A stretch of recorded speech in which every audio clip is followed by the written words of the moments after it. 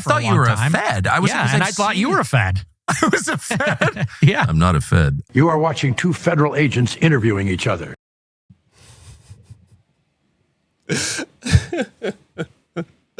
Good morning, good afternoon, good evening, everyone. I hope you guys are having a very fantastic day. If you just woke up, I hope you woke up on the right side of the bed. If you are at your place of work, I hope your workplace, everything is happening, going according to plan. I hope you're having a great day. And if this is evening for you, I hope the day has already gone very well and it was productive.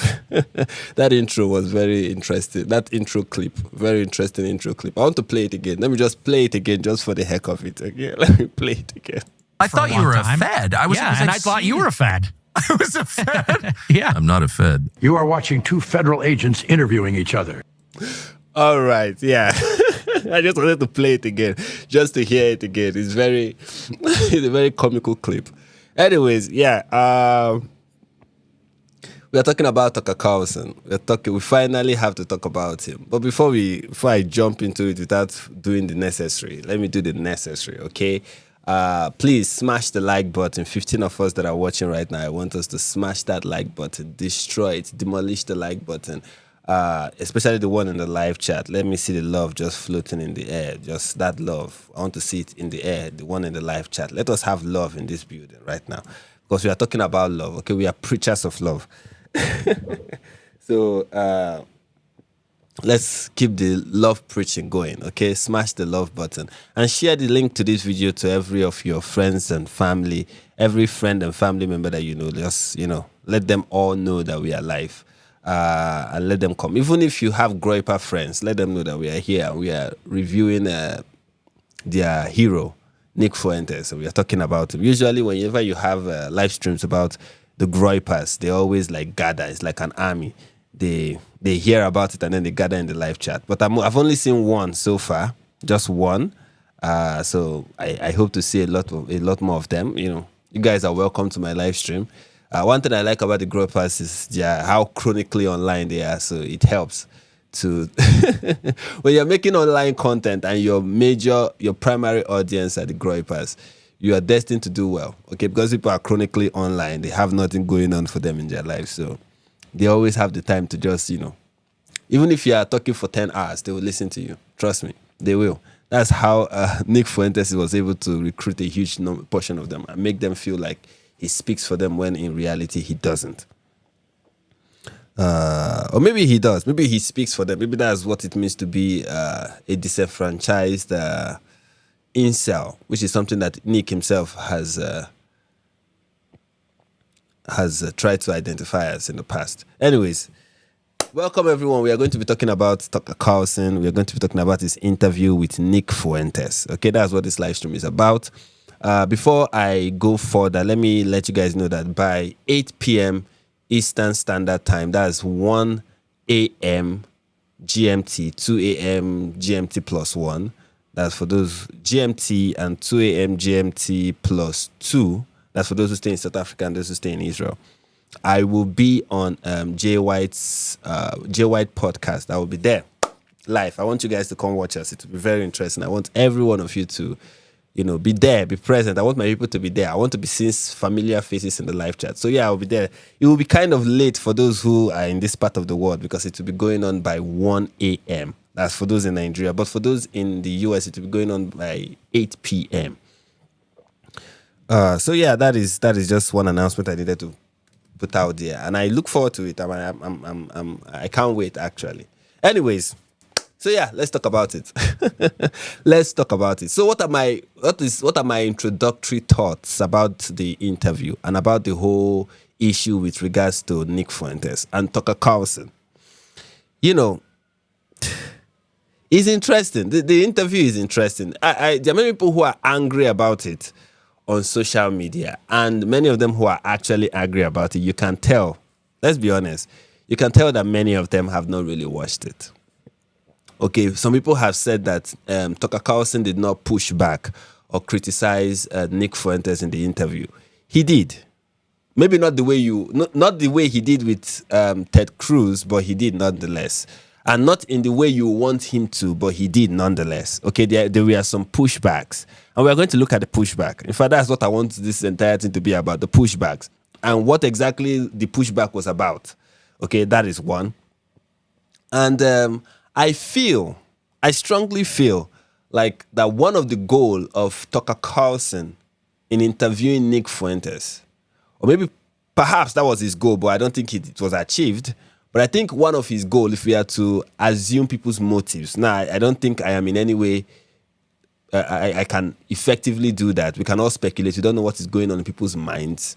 But one thing that it looks like he wanted to achieve was to contrast himself, was to put himself in contrast with Nick Fuentes. I think that's kind of something he wanted to achieve. If he achieved that, I think it was to bring Nick Fuentes on. One of the things was to show, okay, this is an actual anti-Semite, and this is me. Now, can you guys see the difference? Now, sadly, nobody saw the difference. Many people just lumped the two of them together. In fact, seeing Tucker Carlson with Nick Fuentes for so many people is proof that, you know, Tucker Carlson and Nick Fuentes are one and the same thing.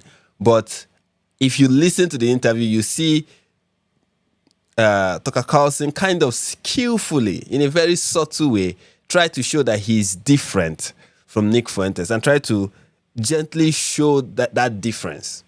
So that was one of the things I thought about it. The second thing I thought about it was Nick Fuentes is like a chameleon. So depending on the audience, he has the way he presents himself. And in this interview, he tried to make himself appealing to a mainstream audience because he knows that's the kind of audience he was going to be getting. So, and I think Tucker Carlson also tried to make that possible because he did not, I don't know if that was his intention, but he kind of contributed to that because he was not bringing up major pushbacks. Like many of the things that Nick Fuentes have said in the past that are problematic were not brought up.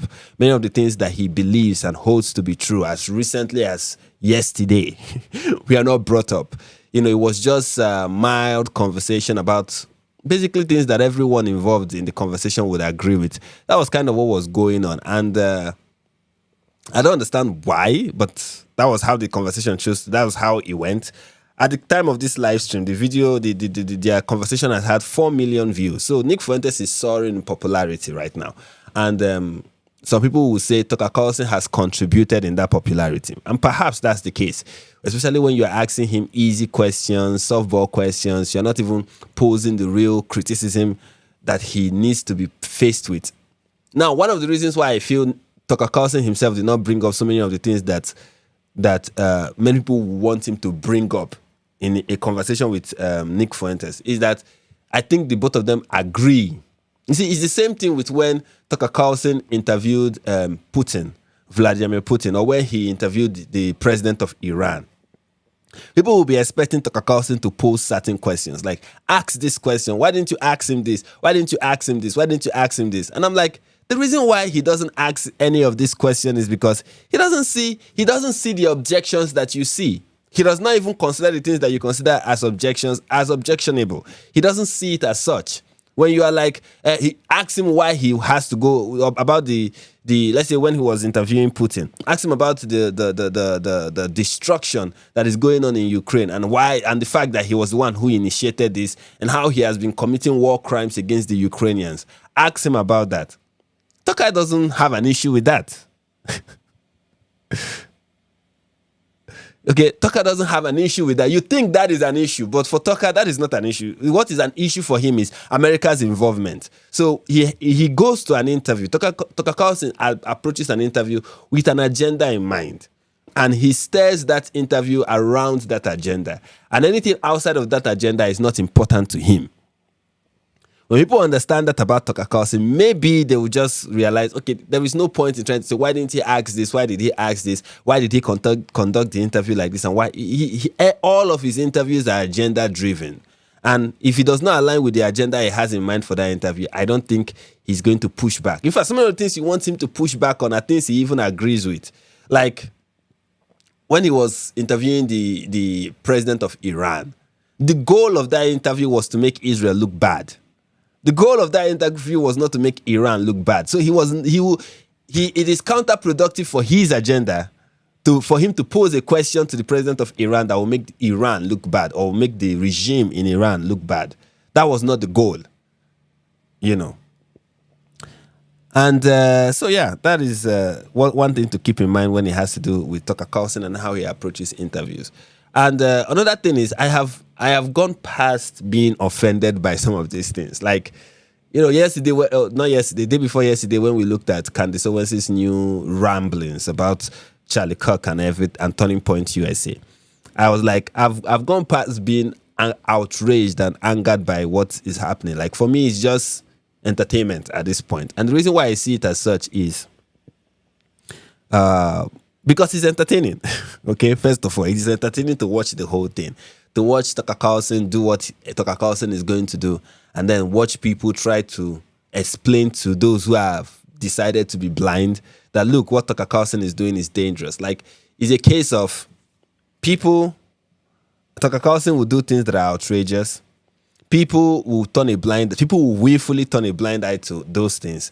And then those who see it as alarming will try to convince those who are willfully blind that this cannot be ignored. And I'm like, everybody has taken their position on this. Every position is fixed. Okay? Tucker is going to do what Tucker is going to do. People who have this blind loyalty to Tucker Carlson, or maybe their eyes are even wide open to whatever it is that Tucker Carlson is doing. Whoever they are, whatever their views are, they will continue doing what they will continue to do. Okay, the Matt Walsh of the world, the Megyn Kelly of the world, none of them will call Tucker Carlson out. It's never going to happen. So they are fixed in their position. And then the Seth Dillons of the world and the rest of them are going to call Tucker Carlson out, hoping that maybe they're going to sway people like Megyn and sway people like Matt, but none of that is going to happen.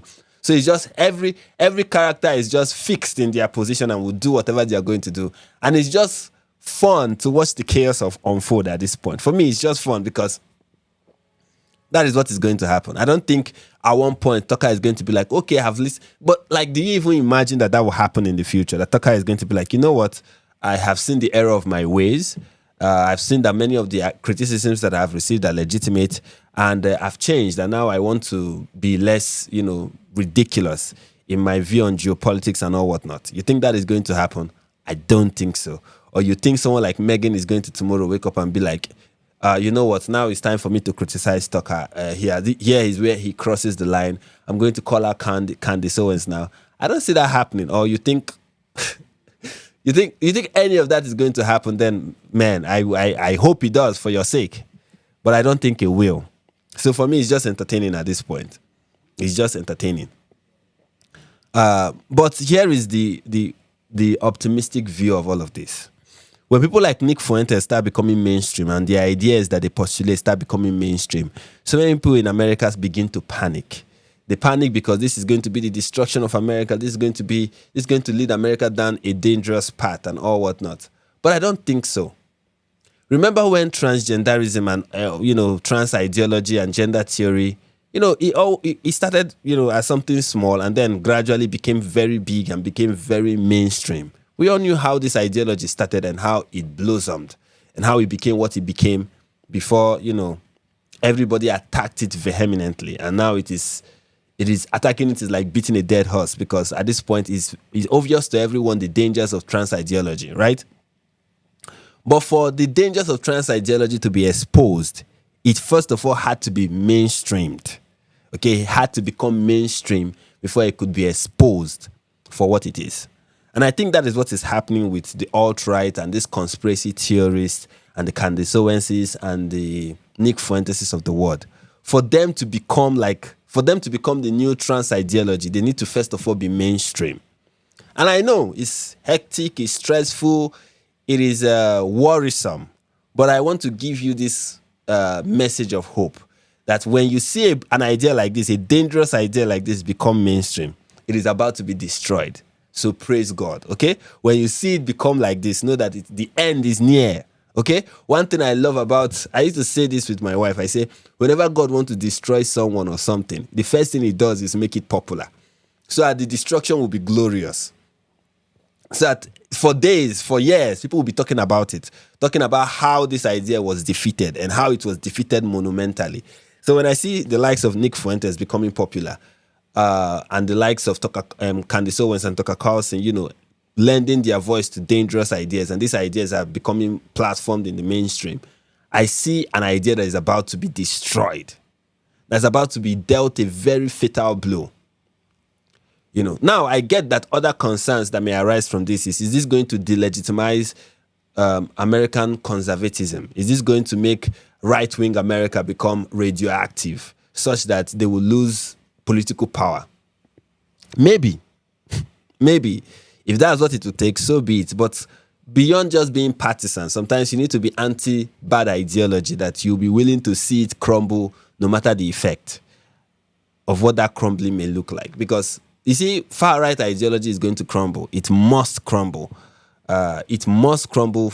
And one of the reasons why it must crumble, in my opinion, is because it is an ideology that tries to distort Christianity. It's an ideology that tries to distort what it means to be a Christian.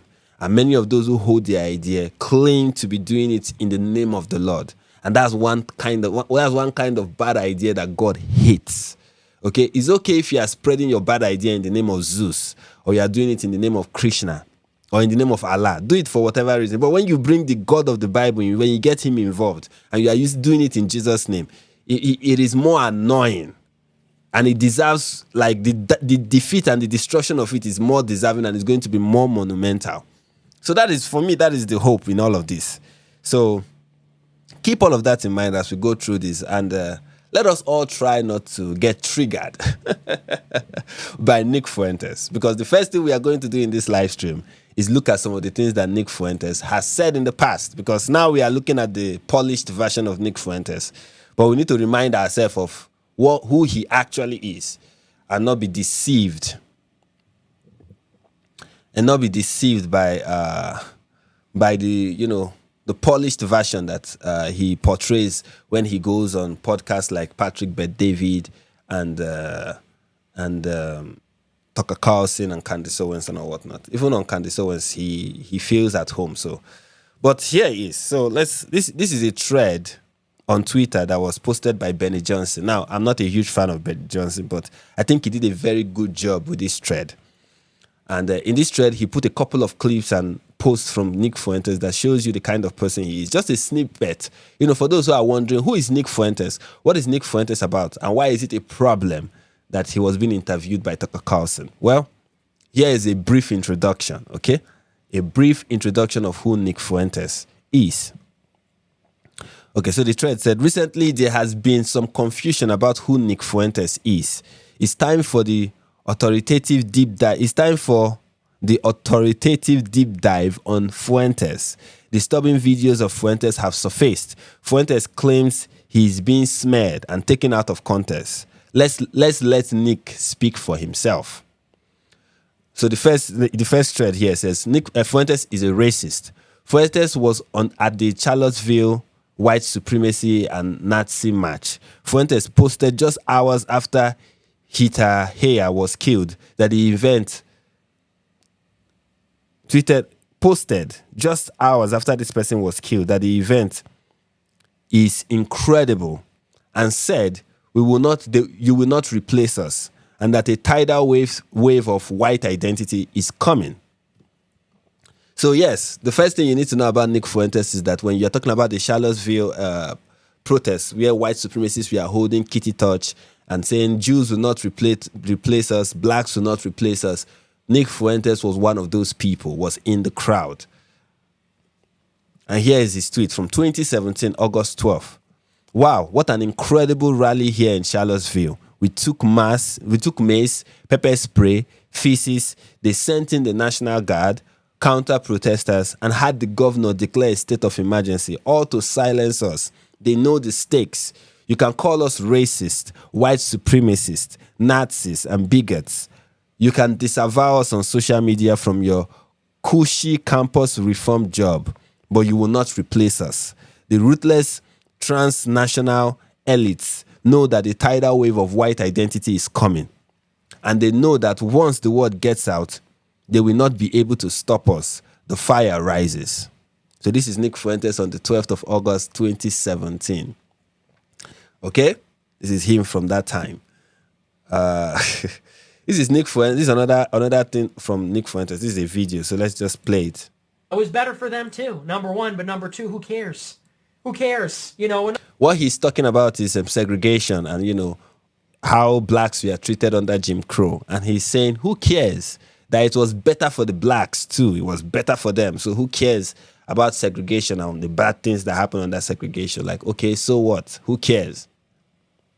So let's hear him say it, not just hearing it from me. It was better for them too, number one, but number two, who cares? Who cares? You know, enough with the Jim Crow stuff. Who cares? Oh, to drink out of a different water fountain. Big fucking deal. Oh no, they had to go to a different school. Their water fountain in that famous picture was worse. Who cares? Grow up. Drink out of the fucking water fountain. It's water. It's the same. You know? And, even if it was bad, who cares? Who cares? It's better. It's better in general. We all agree it was better for them. It's better for us. Better in general. And it's important to note that, yes, he looks like here he's joking, but Nick Fuentes is pro-segregation. Okay? He's anti-black. Like, he's anti-black racist. Like, he is. It's not just, it's beyond just jokes, okay? The rumors are true. Nick Fuentes is an anti-black racist. Facts. So it's not just jokes for him. When he's saying some of these things, it's not just jokes. Here he is, denying the Holocaust, but doing so in a tongue-in-cheek way. If I take 1 hour to cook a batch of cookies and Cookie Monster has 15 ovens, working 24 hours a day, every day for 5 years, how long does it take Cookie Monster to make 6 million batches of cookies? I don't know. That's a good question. Certainly, oh, no. It doesn't really sound correct to me. Wait a second. It takes 1 hour to cook a batch of cookies, and you have 15 ovens, probably in 4 different kitchens, right? Doing 24 hours a day, every day for 5 years. How long would it take you to make 6 million? I don't know. It certainly wouldn't be 5 years, right? The math doesn't seem to add up there. The math doesn't quite seem to add up there. I don't think you'd result in 6 million. Maybe 200 to 300,000 cookies. And I think the Red Cookie Association said something like that, probably 200 to 300,000 cookies baked, probably. And in addition, in this hypothetical, I imagine that if you took aerial photographs over the kitchens, you would need to see certain smokestacks to release the smoke from baking the cookies, and the smokestacks would project certain shadows, but I guess they're not visible in the aerial photographs taken over the kitchens. Moreover, if you look at the soil texture, it's really not deep enough for mass cookie storage underground. And so there's a lot of things. In the cookie kitchen, they say that the ovens are wooden and they have windows on them and they're not totally secure. And the ovens that they use, they actually did sort of an ad hoc use of that particular kind of oven, even though they made a perfectly good design for ovens for a different purpose, for delousing. I mean, for something else. So none of it really adds up. I don't know. It just kind of doesn't really make sense, this crazy cookie analogy. So yeah, he's just using cookie analogy to deny the Holocaust, essentially, saying it didn't happen. It doesn't make sense. It will take more than 5 years to kill 6 million Jews. So that is that is the person we are dealing with. Now, for those who don't know, none of this came up during the interview. None of this came up, okay? None of the things he has said about blacks came up. None of the things he has said about Jews. Not Jews control America. I mean, the Holocaust didn't happen. Hitler is a great guy. Hitler was cool. Hitler this, Hitler that. Let us round up Jews and kill them. None of that came up. None of that came up in this interview. This interview that he did with Tucker Carlson kind of reminds me of Andrew Tate's interview with Tucker Carlson too. You can remember everything about the case kind of was not even mentioned. Tucker Carlson allowed Andrew Tate to be the one to tell the story the way it is without any pushback. He was out there looking surprised, looking shocked, putting his face like he was hearing things for the first time. Even when some of the things Andrew Tate was saying just logically did not make sense, he ignored them. And even remember the monologue he used to introduce that interview, where he compared Andrew Tate to a journalist that is being persecuted for releasing sensitive government information. like WikiLeaks. That's kind of what he did there, and said, this is how they usually attack people for speaking the truth, and essentially painted Andrew Tate like a matter for the truth, a matter for speaking the truth, persecuted for speaking the truth. They are trying to kill him because he's speaking the truth, appealing to young men. That was the narrative around and the agenda around that interview. And in the same vein, it happens with this one. None of the negative, terrible things that that Nick has ever said was brought up as part of the conversation to be discussed. None of that was discussed. Here is Nick Fuentes talking about. To Jewy Jewstein, who says, "I like the free market. I like capitalism, but I think something else about social issues." That's who you want to have on your show. Welcome, everybody. I'm Dave Rubin. I'm gay and Jewish, and this is the Gay Jewish Show. Today, we've got a Jew who is going to talk to us about why the only thing you're allowed to disagree on is economics. Well, hello, Dave Rubin. I'm a Jew, and you know what? Is this getting a little hardcore for you? Oh, I'm sorry. Is this a little... Yep. That is Nick Fuentes, ladies and gentlemen. And here he is talking about Matt Walsh. Matt Walsh will not... when we watch the interview, you're going to see that the people that... You're going to see it. You're going to see some of the things. Now, Dave Rubin was attacked. Matt Walsh was attacked for working for Daily Wire by Nick Fuentes. Nick Fuentes attacked Matt Walsh. He has attacked so many people, okay? Even Charlie attacked Charlie's wife. We're going to see clips of that. He has attacked Charlie, he has attacked Charlie's wife. But when Tucker Carlson was talking with him in the interview, he never, not even once, brought up any of the things that Nick has said. Instead, he was talking about Joe Kent. He was talking about Marjorie Taylor Greene. These are people he was talking about. He didn't mention Charlie. Like, why did you go after Charlie? Why were you this way about Charlie? He didn't mention that it was Joe Kent. It was MTG, It was him. Why are you going after me? Essentially, And to think that somebody like, which is interesting, is that someone like Charlie Kirk was sticking his neck out for Tucker Carlson, unwilling to let go of the guy and making sure he was part of his organization, even against serious pressure. His wife still has Tucker Carlson on the roster for an event that Turning Point USA will be having in December. All of that is still going on. These people are still really willing to stick their neck out for Tucker Carlson. Yet, when he's in an interview with Nick Fuentes, and he's bringing out names of people who Nick Fuentes have attacked in the past, and he's still attacking, he did not mention Charlie Kirk. He did not mention Erica. He did not mention any of these people. He didn't even mention Matt Walsh. Like, why will you attack Matt Walsh? Why will you call him a traitor, a race traitor? Why will you call him that? He did not even mention any of that. And these people are still going to stick their neck out for him. Interesting. And they'll tell you that, he's a friend of ours, Loyalty. Typing on twitter.com, faggot pussy, race traitor. You work for Jews, Typing. He's referring to Matt Walsh. This is him talking to Matt Walsh, calling him a race traitor, calling him the F word, calling him, despicable things. This is Nick Fuentes. This is who he is. He goes out there and he attacks people viciously, in the most vicious way possible. He goes out there and he attacks them. And tomorrow he complains that he's being socially ostracized, which is very interesting. Her in your daily existence by Jews. I told you yes, absolutely. He was asked here, are you hurt in your daily existence by Jews? And his response was, I told you yes, absolutely. You laugh at it like... How so? Can you... Would you say that me having sex with my dog is the same thing as me having sex with a black man? No. But they would both be degenerate. That's Nick Fuentes. He's saying a white woman having sex with a black man is degenerate. That's Nick Fuentes. A white woman having sex with a black man is degenerate. So he's against race mixing. That's Nick Fuentes. Here's another video from him. I will continue my crusade against women in politics. Because it's always like this, and it's so ironic. Women are like, I don't like, when you say, you have to.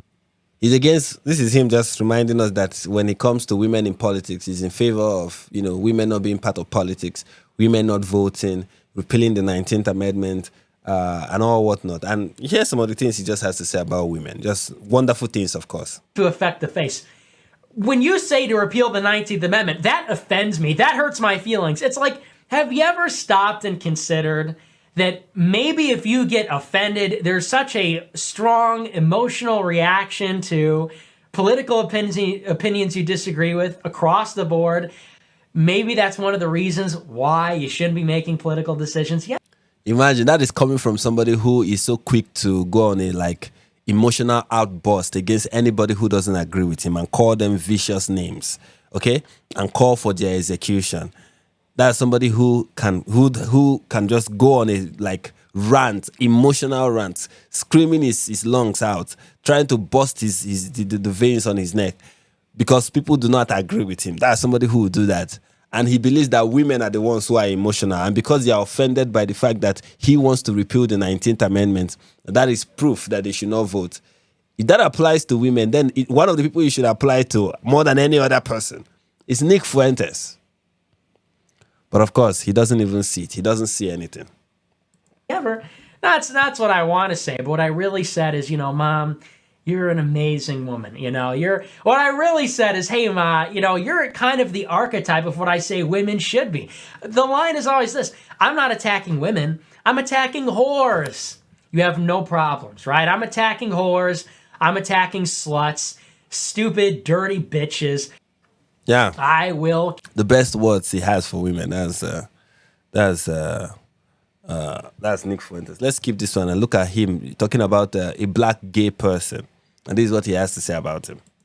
And how he's... Combat vet, yeah. And so, he's a truth, too. 4 days, al-Baghdadi is now dead. Yeah. Sir, yes, sir. About this amazing victory. Sir, bottom, sir. One of the things about it is yeah, that another gay soldier. Yo, bottom private. Sir, I suck dicks, sir. Because they so hate that I served as a bottom in Blood Gulch, Iraq. So, we knocked out two. I always like a 2-for-1 special. But we need to all agree that this is a good thing. That is Nick Fuentes' response to a gay veteran. That is his response. Keep all of that in mind. Here he is with what's his name? Richard Spencer, a known alt-right nationalist. Here he is with Richard Spencer, and this is them having a conversation and agreeing with each other.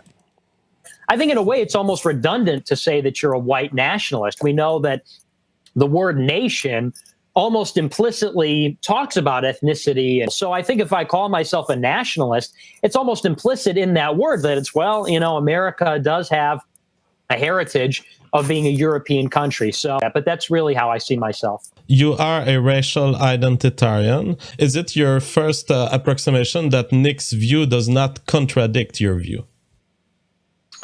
What Nick just said, I would not contradict at all. I wish there were more conservatives like Nick as opposed to conservatives who get excited by Bibi Netanyahu. I think we would yes, both of them to agree. In some way affirm that identity as real. So I think I'm in agreement there. Yeah, I mean, I agree with everything Nick just said. Even if we stopped all immigration tomorrow, because the country is, in terms of births, less than 50% white already, things are already destined to be very different, to say the least. It's a very simple task for how to change that, in terms of we could very easily identify which variables have to change to reverse that situation. You have the native-born population or the white population. You have the foreign-born population. You have to get one of these numbers to increase, one of these numbers to go down. It's very simple to identify those variables and to identify ways to make one go up and one go down. It's a lot more difficult to actually pursue that. But I don't think there's really a big difference. I think me and Richard I think there's a lot less difference than people might think. I think it's going to take a radical vision. We have to be thinking outside the box, not in the way that Conservative Inc. is doing. So I think there's some overlap. Maybe we disagree about how long America has to go or what the solution is, but generally we agree on the problem. So there you go, Nick. Thank you. All right. So here he is saying that he agrees a lot with Richard Spencer. And here he is, and even in that same video, he was saying, oh, we need to increase the white population and we need to reduce the population of every other, or of the non-white population in America. So that's kind of his... here is Richard Spencer giving him, giving Nick Fuentes a very good endorsement, you know. And here he is being upset with Donald Trump for disavowing white supremacy, you know. Yeah, for him to disavow white supremacy is very cucked and blue-pilled. You know, totally wrong and a big mistake. I get, you know, there's a lot of pressure on him right now. There's a lot of calls for him to disavow the stuff, even from his own side. You know, these people like, what's this guy, Tim Scott, who earlier today was like, white nationalism is antithetical to the American creed. But what do you know about the American creed? You know, and Dinesh D'Souza, President Trump should make a speech talking about the roots of white nationalism and white supremacy. When the fuck did you get here, 1990? You know, Dinesh D'Souza? I'm sorry, anybody sounding like Dinesh D'Souza signed the Constitution of the United States or the Declaration of Independence? I don't remember that. I remember Dinesh D'Souza got Sam Francis's career destroyed because he's a fucking liar. Sorry for the language, but, you know, really, Dinesh D'Souza is going to roll up to our shore from India, from smelly, open defecation India, and he's going to tell us that Robert E. Lee was racist and, our ancestors were villains, as long as they were Democrats, you know, so Dinesh D'Souza can go to hell. Yeah, very Christian. As you can see, this is... As you can see, this is interesting stuff from... This is the person that Tucker Carlson interviewed. I just want you guys to understand that this is the person that he interviewed and he did not bring up any of these things. None of these things was brought up. None. Absolutely none. Anti-white rhetoric in chat. Not going to happen. We're not going to allow this. Mark Allen says the whiteboard is about to be replaced with a brand new blackboard, and that's a good thing. That's a source of the show's strength. You know what? I'm so tired of this anti-whiteboard rhetoric. You know, they say I'm a white nationalist. That's incorrect. I'm a whiteboard nationalist. America first is not America first if it's not 100% whiteboard. And no. That's what people need to understand about the whole talk from Nick Fuentes about being America first. Being America first for Nick Fuentes is not, oh, we need to put America first. People think that that's what he's, you know, yeah, that when he goes to Tucker Carlson show and the rest of them and Patrick Bet-David's show, that's what he's going to say. Oh, being America first means that we are going to put America first against every other country, blah, blah, blah, blah, blah. And then you find clips of him praising China and wishing that China will take over America. But that's by the way.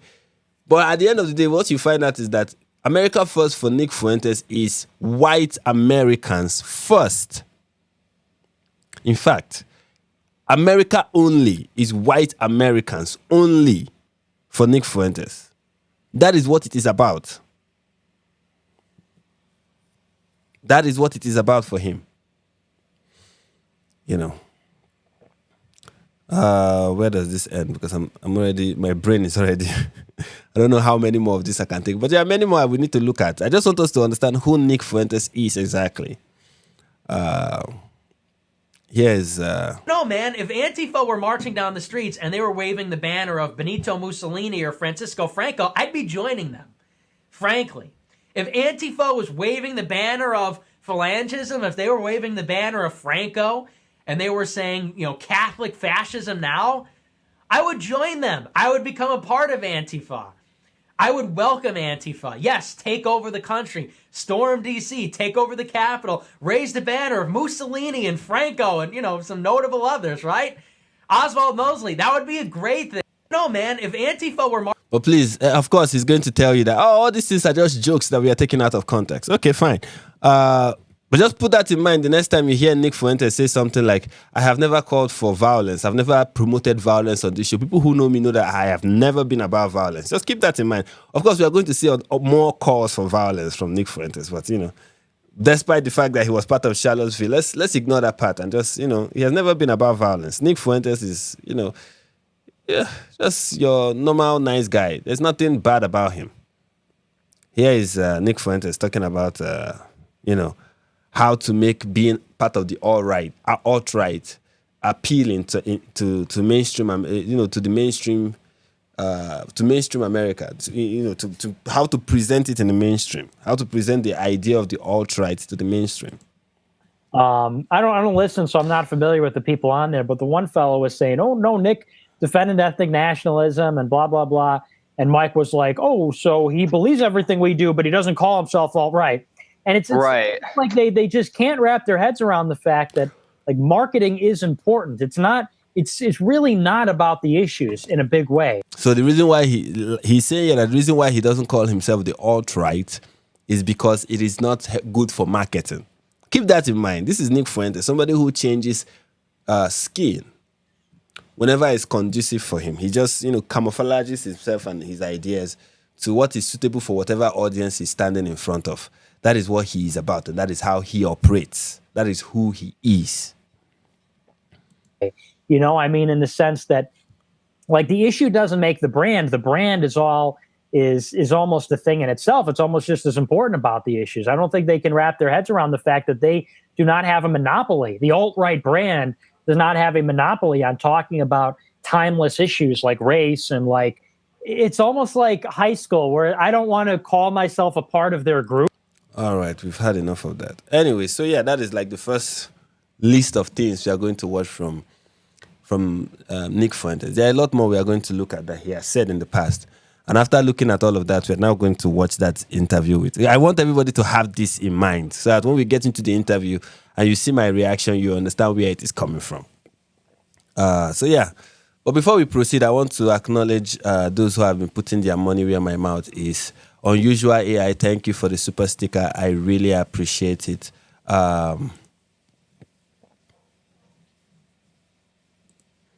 We have Victor for Christ. He said, "Thank you for all you do. I love you. I love listening to your live stream. I have a question, please.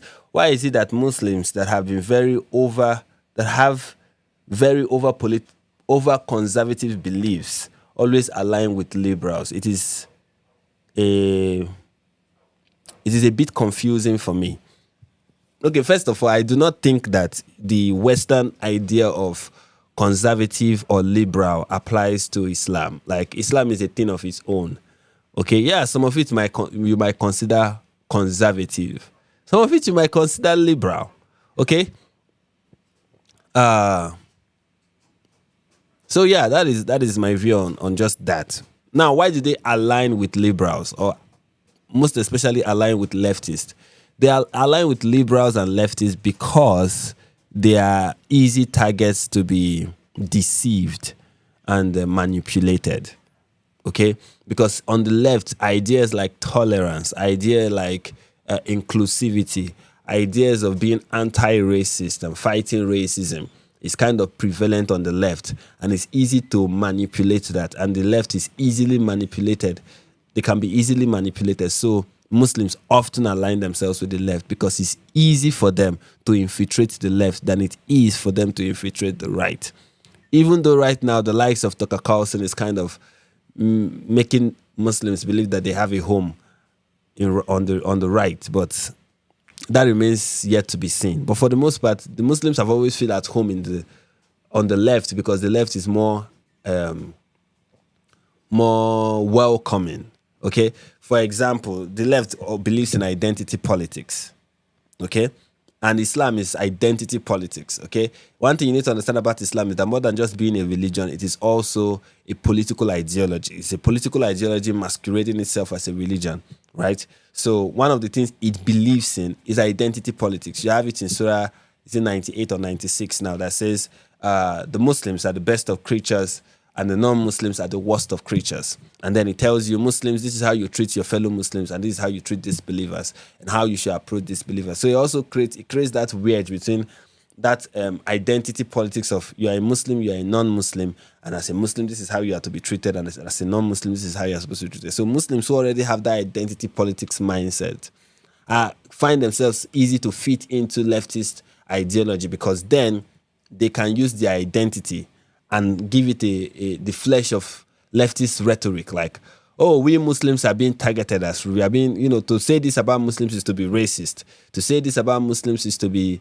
this, is to be that, is to be that. So they can use all the accusation of racism to shield. In fact, they've made being a Muslim now like a racial identity, which is perfect.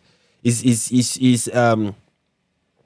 blasphemy law wearing the skin of leftist politics. That is what it is. Because then now criticizing Muhammad is now like Islamophobia. Every form of criticism that will offend the feelings and religious sensitivity of a Muslim can now be called, Islamophobia. And it is perfect. Left-wing politics is perfect for them. So that's why they align with liberals more than conservatives,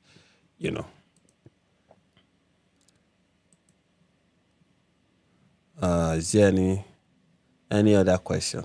By the way, please, guys, send me those super chats, okay? I really, really will appreciate all of them. Now, let's look at other things that Nick has said. Here's what he has to say about Charlie Kirk. Here's a clip of him calling Charlie a retarded idiot. This is what he has to say about Charlie. He said he's a retarded idiot. I think a lot of people are starting to find out Charlie Kirk is not the patriot that he says he is. I think a lot of people are starting to find out Charlie Kirk is not the patriot that he says he is. And so I look at what happened last night and I think to myself, this is totally a doable operation.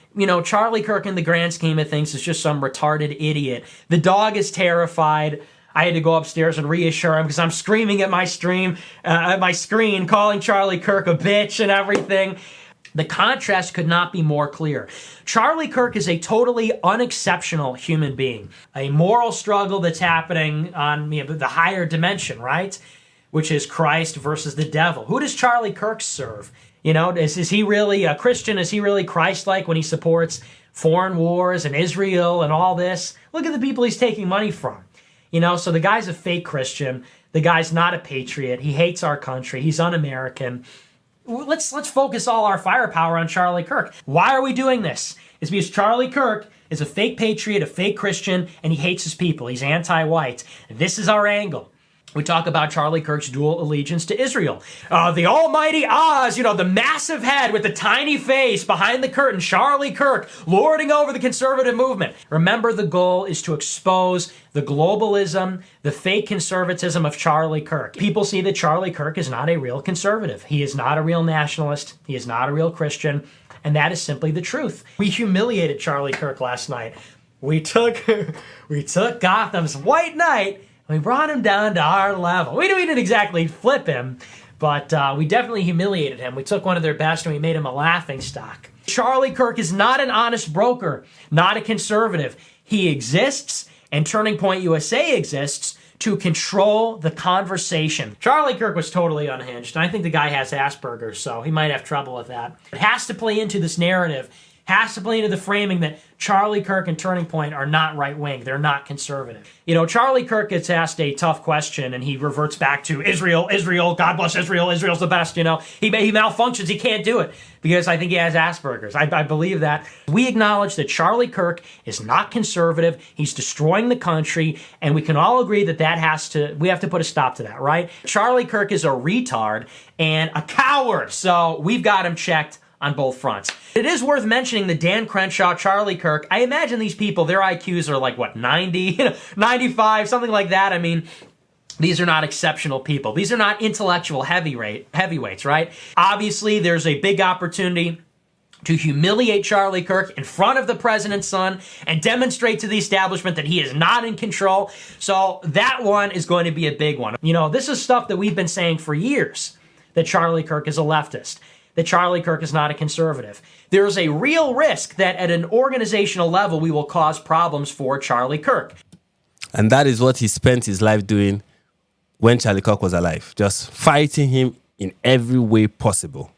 That was it. Fighting him in every way possible.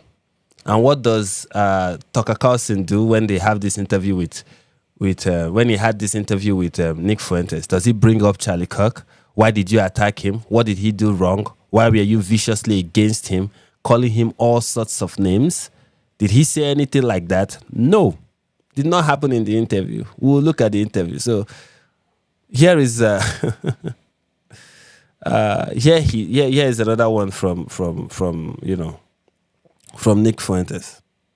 Say all the traitors will have to kiss the ring. My supporters will never have to do anything like that because you took the pledge. You took the loyalty pledge. I will kill, rape, and die for Nick Fuentes. Raise your right hand. All right, everybody raise your right hand. Raise your right hand. Repeat after me. I will kill, rape, and die for Nicholas J. Fuentes. Okay. So tomorrow when somebody tell you, this is when he tells you he was put on a no-flight list, when he tells you he was banned from Twitter, when he tells you that the ADL was trying to destroy his life. Yeah, for saying reasonable stuff, for asking reasonable questions. This is an example of that reasonable question he was asking. Okay? Oh, interesting. Here is another one. And, this is Nick Fuentes showing you his undying love for China. But the Chinese are going to come in and make it worse? The day that China owns this country, I pray on it. We want that to happen. It will be better for us. Wow. Yeah, wow. Yeah, Gunner. Yeah. You going to go and fight for Taiwan? You what? You going to go and fight for Taiwan? You going to go and fight to shore up Taiwanese independence or fucking Ukraine or whatever? Are you going to go on the frontiers of this gay fag empire and fight and die for it? I support us defending Taiwan's right to autonomy and to them having their own state and defending themselves from China because that's what the people want. Oh, is it? Taiwan is Chinese clay. It is rightful Chinese clay. And I can't wait for China to wrest it back under their control and absolutely humiliate the American government in front of God and everybody, in front of the whole world. Because then the whole world will see that the American regime is a real paper tiger.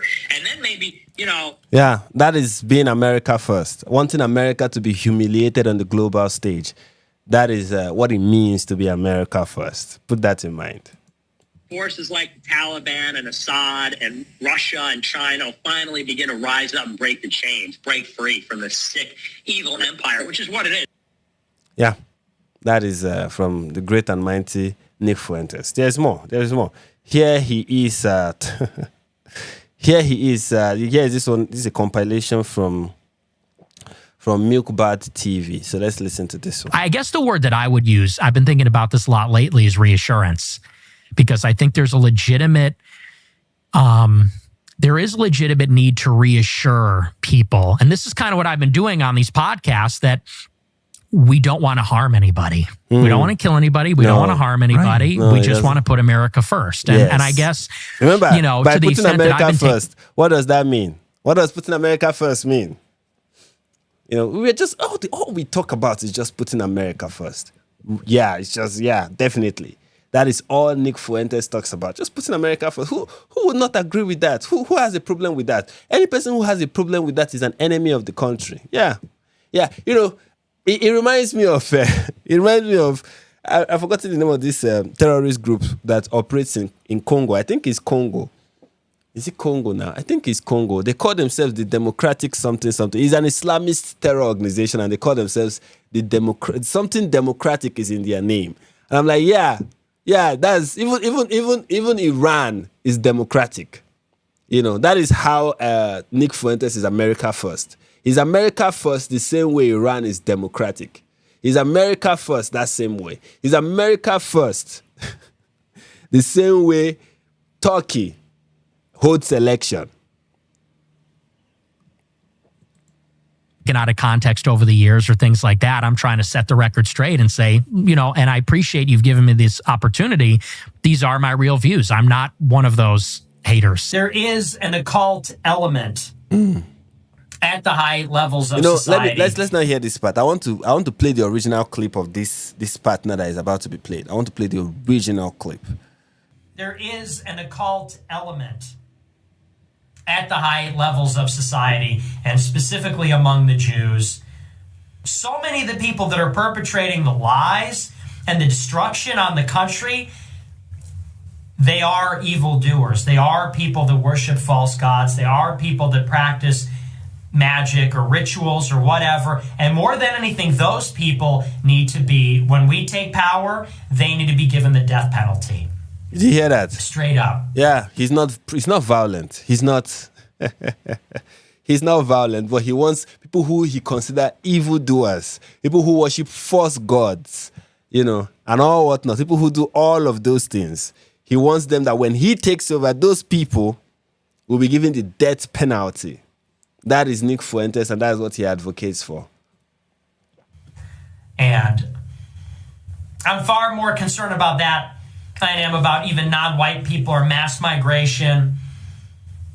These people that are communing with demons and engaging in this sort of witchcraft and stuff, and these people that are suppressing the name Christ and suppressing Christianity, they must be absolutely annihilated when we take power. This is God's country. This is Jesus's country. This is not the domain of atheists or devil worshippers or perfidious Jews. This is Christ's country. My goodness. Interested. You know what I find interesting is how he's like, this is God's country. You know, this is God's country. This is not the devil's country. Yeah, that's why, because it is God's country. Therefore, we should go out there and kill people who we consider to be demons. You know, that is what we are supposed to do. We are supposed to go out there and kill people who we consider to be devil worshippers, worshipping false gods. We should go out there and issue the death penalty on all of them, execute all of them, because they are doing something nefarious. You know, because they are essentially demon worshippers, and that's how you create a God country. Tomorrow, when they ask him, okay, what do you mean by that? He'll be like, oh, all I was just talking about is that, you know, America needs to be Christian again. It needs to be Christian again, and we need to. I mean, what is wrong with wanting a Christian country? You know, you know, it's okay if you say you want a Muslim country. It's okay if you say you want a Hindu country. It's okay if you say you want a Jewish country. But once we say we want America to be Christian, people get angry. Nick, of course, he knows. Nobody is angry with you saying you want a Christian country. What they're angry with you saying is that you want to kill people who are non-Christians. You know. But then he goes on Tucker Carlson's show and Tucker will pretend like, yeah, that's... Or maybe Tucker does not know. You know, sometimes I'm like, maybe Tucker is just stupid. You know, I went from saying Tucker is a grifter and Tucker is a, you know, somebody who is just nefarious, he hates Jews, he's anti-Semitic. And when I was watching the interview, I was just like, maybe Tucker is just plainly stupid or playing stupid, whichever one he's doing. That is, I don't know, it's either he's just stupid or he's playing it. Here is more from Nick Fuentes. Here's what Nick Fuentes had to say about Turning Point USA. Whether he chooses to confront me or not, whether he has dignity and honor or not, it's just a matter of time. My ideas are already there. I've already impregnated your organization. I took Turning Point USA and I fucked it. I took your organization, I took your baby, Turning Point USA, and I fucked it. And I've been fucking it. And that's why it's filled with groypers. That's why your whole crew, that's why the people around you, that's why your chapter presidents, that's why your attendees, they're all groypers. So whether you choose to confront me or not over the honor of your Turning Point USA, it's immaterial. All right, shut up. Here is what he has to say about Erica. This is what he has to say about Erica. This guy has attacked everybody, including the wife of Charlie. Skeptical on Kirk being killed by Israel. Yet Erica Kirk's mom worked with Homeland Security and DoD. Her father a chairperson/president for Raytheon Israeli Limited. Easy to find online. This same division that coordinated with Lockheed and built the Iron Dome. Now she is PUSA. Watch it become a pro-Israel advocacy group. Dude, it is. It is a pro-Israel. What are you talking about? What do you think Turning Point is? Do you think this was the Institute for Historical Research? Was this the Charles Martel Society? Is a Stormfront? Iron March? This is Turning Point USA. It is a pro-Israel advocacy group. What are you talking about? Were you born yesterday? That, like, you guys, that's the part I can't get over. So you're skeptical about Kirk being killed by Israel. Now his wife is taking over. Watch Turning Point become pro-Israel. Dude, they were Zog headquarters. He's coaching Lord Netanyahu on how to rape America with propaganda. What are you talking about? If Turning Point wasn't a pro-Israel outfit, what is a pro-Israel outfit, huh? That's crazy. To the extent, look, Erica Kirk is a spook. I've seen enough. Erica Kirk is a plant. We all know that. That is a fact. That is basically established. She was shopping around for a political husband. God knows where she comes from. She found one in Charlie Kirk. Do you think Charlie Kirk is the Riz master? He's not a good-looking guy. Dude, you know what she said on a podcast? I saw a clip of her on a podcast, and she said, I can't focus with him in the room because I'm just going to be looking at him. Now, that's some good acting. Now, you had me. Then I saw that clip. You know, maybe you had me when she did the first speech next to his chair. But when I saw that clip and she said, I'm not going to be able to focus with him in the room. He's too handsome. It's like, now that's some bad acting. That is some serious... That is a serious acting job. So I think she's a plant, obviously. Nick has spoken clearly like somebody who has never been married, so it's understandable. Nick, I understand. You've never been married. You've never been in... Nobody has... No woman, especially other than your mother, has ever loved you. So I understand. Okay? I understand. So continue, Nick. I understand. You are, the fact that you are an incel is just showing, but it's good. Continue. But does that mean that they took him out to put her in? Not necessarily. I think that it's a political marriage. She's an operative. He's an operative. He happened to be killed. She's going to take over his responsibilities. It is what it is. I agree. I think she is not who she says she is, because there's all these clips coming out. She's in a music video. She's on these reality TV shows. I'm hearing she dated other people in the conservative movement. It's like, why is it that that's always the background? Alex Clark was on a reality show. Now she's doing a Turning Point show. Charlie Kirk's wife was on a reality show in a music video. Now she's a Turning Point. It's almost like you have these women, or people in general, but especially women, who are with a talent agency or they're with some agency. They'll do anything to be famous. They'll do anything to get in front of the spotlight. And then they find themselves marrying these like conservative guys or doing conservative political shows. Isn't that interesting? Candace Owens is another one. She's another wannabe fame whore, another clout whore. That's just what she is. She's the ultimate clout whore I've ever seen. You know where she... That I will agree with you on, Nick. At least we have a point of agreement. We agree on that. But moving on from hearing more from Nick Fuentes and all the things he has to say. All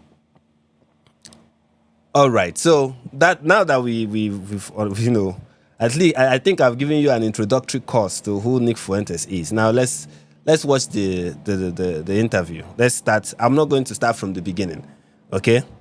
I'm going to start from here, where we are talking about identity politics.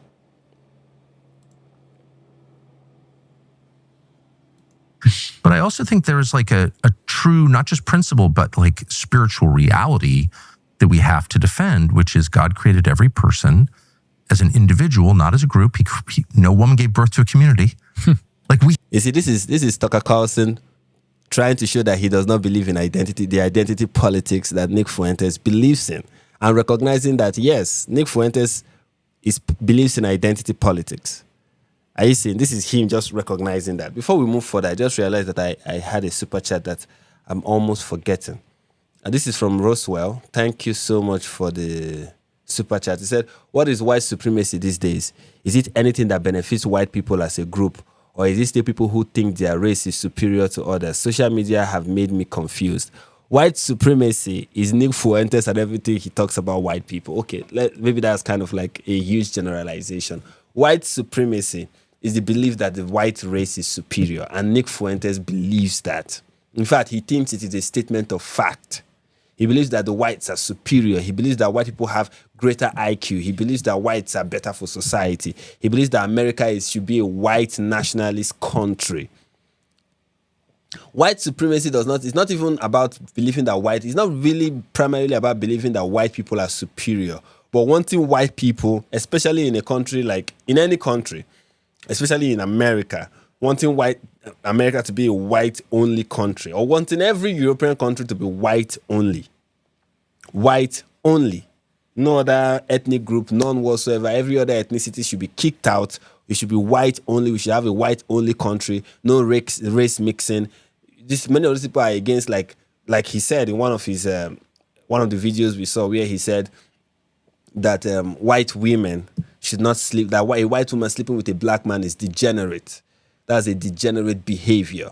That's what he said. So they believe that strongly, that, white race should be preserved.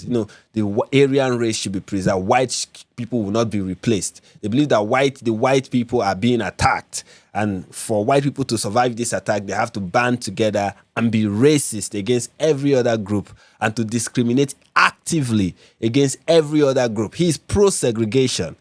Okay, leave the Jew stuff. Even if you hate Jews all you want, if you're just a normal, sensible person, we're still living with Jew hatred. You're not supposed to be a fan of Nick Fuentes because he's filled with hatred for not just Jews, but every other identity group.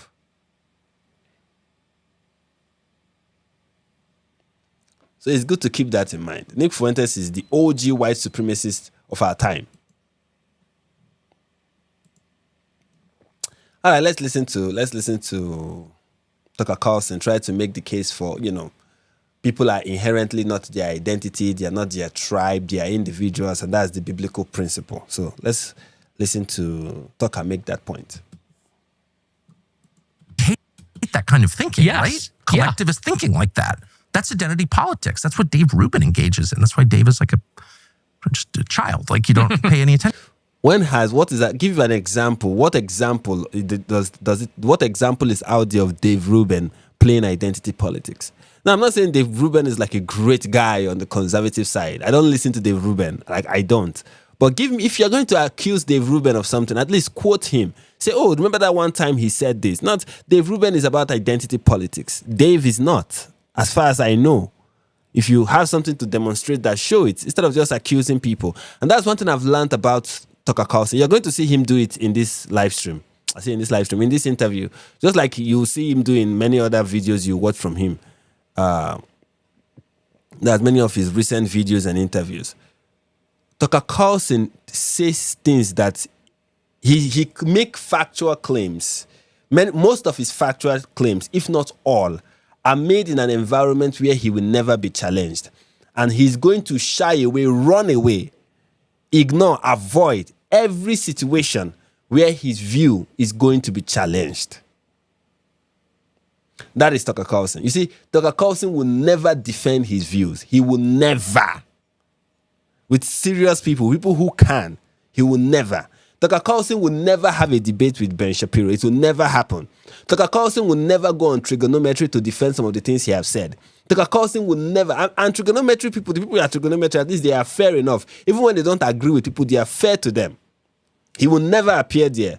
The only time Tucker Carlson will not be on a panel, on a Piers Morgan panel. If he's going to appear on Piers Morgan, it's just going to be him and Piers Morgan, because you know that Piers Morgan is essentially, he's not one of the sharpest tool in the shed. Okay, Piers Morgan is not one of the sharpest tool in the shed. So it is easy to go there and have a conversation with Piers Morgan and look like you are making a very great point. Why Piers Morgan is going to play the fool or even be the fool, because when it has to do with Piers Morgan, I don't think being a fool is like kind of like an act. I think it's like a fact about his life. But so So that is what Tucker Carlson will always do. That is his MO. He's always going to go to a place and state things as facts in a place where he knows he will not be refuted. It will never happen in a billion years that Tucker Carlson will be on Coleman Hughes' podcast to debate him or have a conversation with him. It will never happen. And that and you know, he has this, his style essentially is just have guests on his podcast and just say things and say they are factual. You know, Dave Rubin is this, Ben Shapiro said this.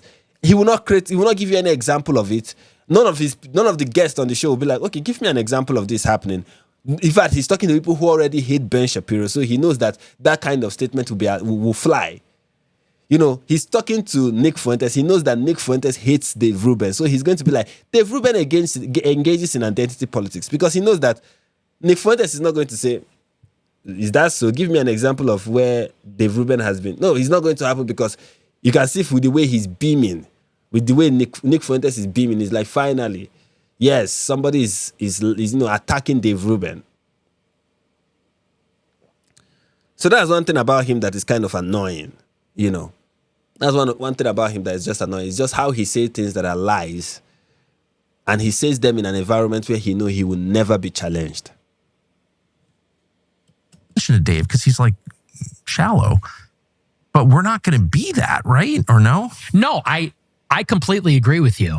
And, you know, like, and not to be that guy and say that thing, but like, my best friend is a Jewish person, you know? So like, but here's my substantive disagreement, because as a Catholic, I could not agree more with you. Yes. In what you're saying. I love all people, even the ones that don't like us. We have to love them all. And we have to recognize that we're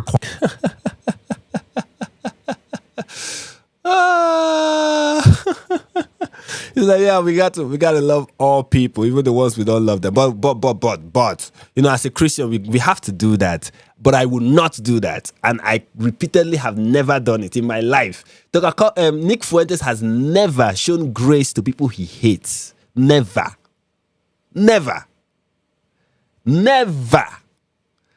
But here he is like, oh, you know, as a Catholic, we are supposed to love even people that don't love us, even though we are never going to be gracious towards them.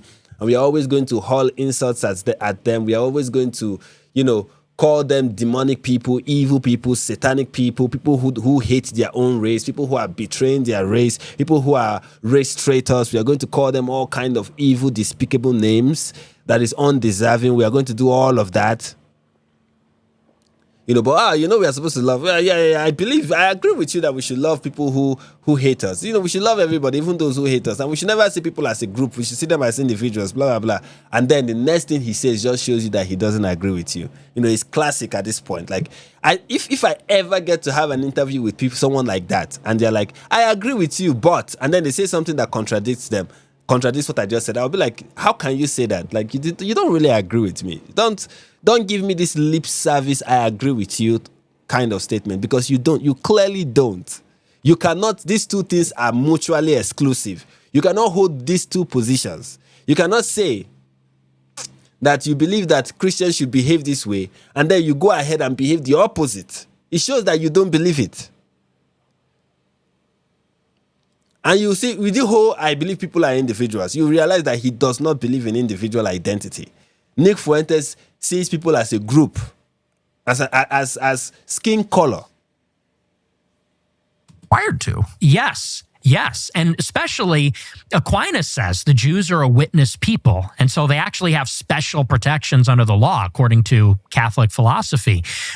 But I guess my substantive disagreement, which I've said on the show also, is the idea that neoconservatism and Israel has nothing to do with Jewishness, Jewish identity, the Jewish religion, because clearly the state of Israel and the neocons are deeply motivated by that ethnic identity, and their allegiance to Israel proceeds from that.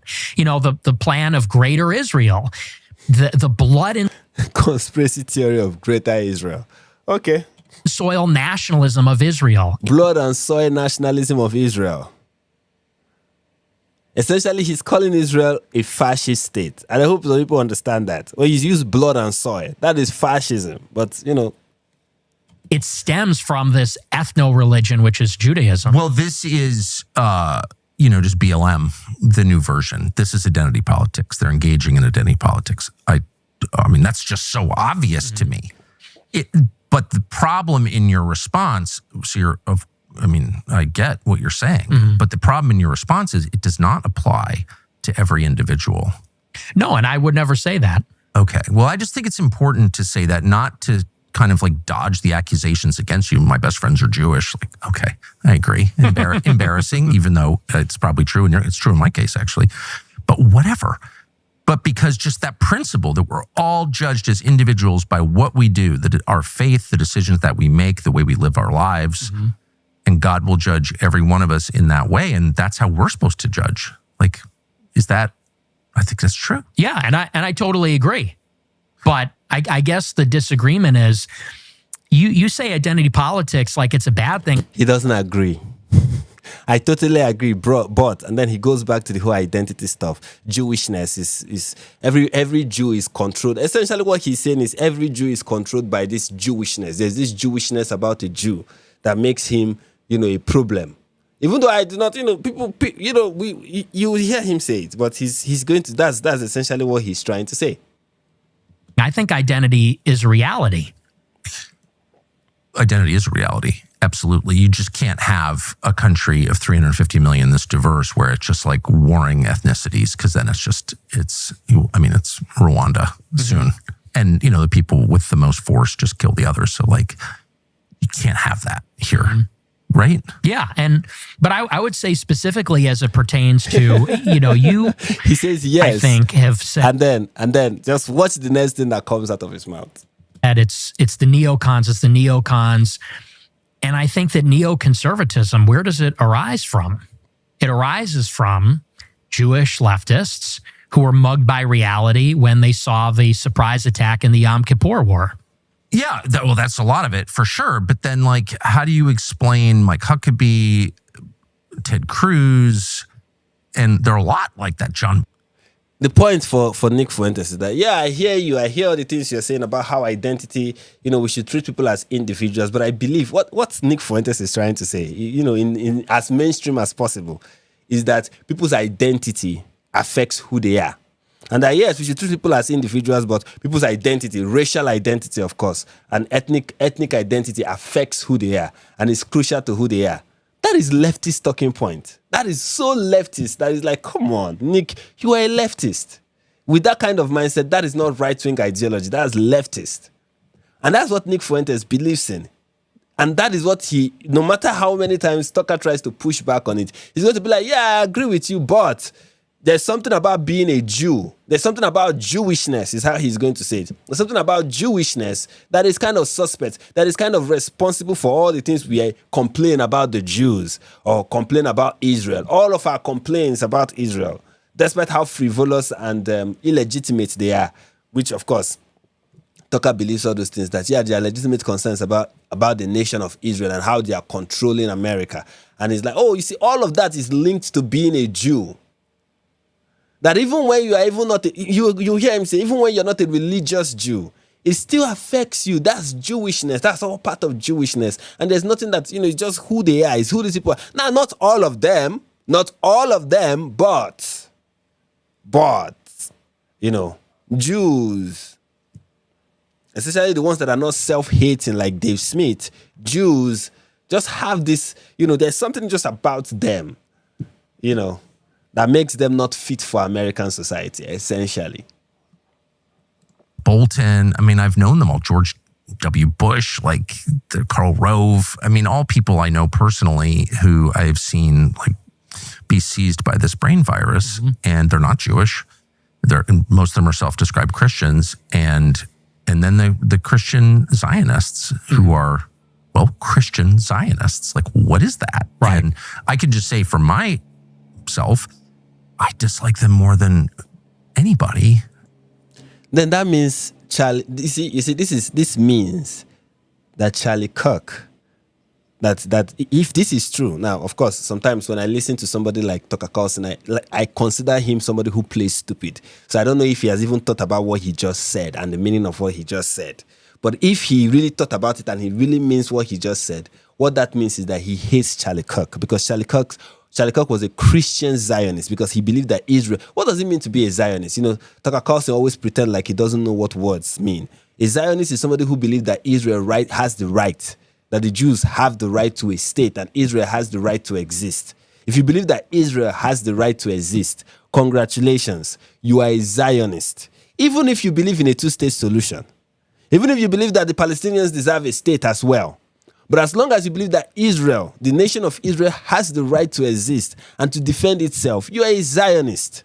And if you are a Christian, you believe in the Lord Jesus Christ, you've accepted him as your Lord and personal Savior, then you are a Christian. And if you are a Christian who believes that Israel has the right to exist, then you are a Christian Zionist. That is what it is. And Tucker just said that any person who is a Christian Zionist, these are people who he despises. So what does that mean? It means he despises Charlie Kirk. But then, I'm not going to say that's what he means because, again, one thing that I think Tucker Carlson is, like I said earlier, he's either stupid or plain stupid. You know, because like, what? Because it's Christian heresy, and I'm offended by that as a Christian. That's why. So I don't, like, why not? Like, I'm pissed at the neocons, very pissed. I've said that a million times. I've been mad since December of 2003 when I went to Iraq. And so, like, I went and asked straightforward questions to Ted Cruz because that seemed like he was a sitting senator who's, like, serving for Israel by his own description. He seemed like a worthy target. I'm not going after MTG, who's, like, the most sincere like, why not go after Ted Cruz? I don't understand. Yeah, MTG, who lies, is the most sincere person. Ted Cruz, who is currently speaking out for Christians who are being persecuted in Nigeria, something that Tucker Carlson would rather die than even lend his voice to at this point. So he's so obsessed with Jews that he will not even remember the Christians dying in Nigeria. But Ted Cruz is speaking up for Christians in Nigeria right now, introducing a legislation that will do something to, you know, address the situation. That person is a despicable person. It's somebody who Tucker Carlson despises. But MTG, who lies and lies again and again and again, who is one of the dumbest person from the Republican Party in Parliament, in Congress, that person is, you know, she's a very sincere person. Well, again, with Marjorie, I was a friend of hers, and she spoke at my conference, and then the day after, she pretended like she didn't know me. And that was in 2022. But it's a continuum. Like you said yourself, you showed up in college, like one set of views, they evolve as you interact with reality, as the reality itself changes, as like you learn things, you grow, like whatever, people change. Well, and look, now that everyone agrees with me, I will graciously forgive them for being But why so make hostile. it personal? Like, who cares? It's not personal for me. Like with Marjorie, if she wanted to, be aligned or whatever, I would totally be on board with her. But where do you disagree with her? I don't know, because I don't know what her new views are. She's really only come around on Israel this year, and I've been talking about this issue for 10 years. And right, okay, all right, you win. But like, no, but it's not. But it's not like that. It's just it's a little. It feels like BS to me that, and I said this on Twitter the other day. It's like I got treated like I didn't exist. Right, I get and it. Canceled for 10 years for saying these things. And that's really where all this drama comes from. A time when there was this intense censorship and nobody was on board with this stuff. Like, again, Marjorie, she fired, one of my people was working in her office. While they are busy talking about MTG, just notice the people that Tucker is trying to defend. Marjorie Taylor Greene, Joe Kent. We didn't look at that, but if you go earlier in the video, you see that one of the people he tried like for a very long time to defend is Joe Kent, Marjorie Taylor Greene. There's also another name that he's going to bring up. And these are people who Tucker was so hell-bent on defending. But Charlie Kirk, who died for what he believed in, a very close friend of his, somebody who stuck his neck out for him, he did not bring up and say, why do you attack Charlie Kirk? You know, this is just something that I think every other person who's like, no, you know, there's this loyalty that we have towards. Just keep all this in mind when you are, you know, when you are calling Tucker Carlson your friend and somebody who you are loyal to. So she fired that guy because someone found out that a Groyper was working in her office. And that guy got his life ruined. And she pretended like she didn't know me and lied and said, I had no idea the conference I was speaking at. She knew exactly what it was. And that's fine. But now that she's on the same page, there's like this expectation like, okay, well, why did you have a problem with her in the past? It's like, because she was on the other team in the past.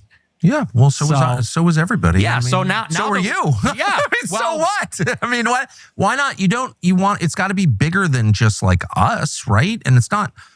I don't think. Well, I'll speak for myself. I don't feel like I'm at war with the neocons or Israel. It's much bigger than that. It's like you want to restore America to a place where your grandchildren would enjoy growing up. That's it. Yeah. Right. Well, and as far as Marjorie, so it's not who cares.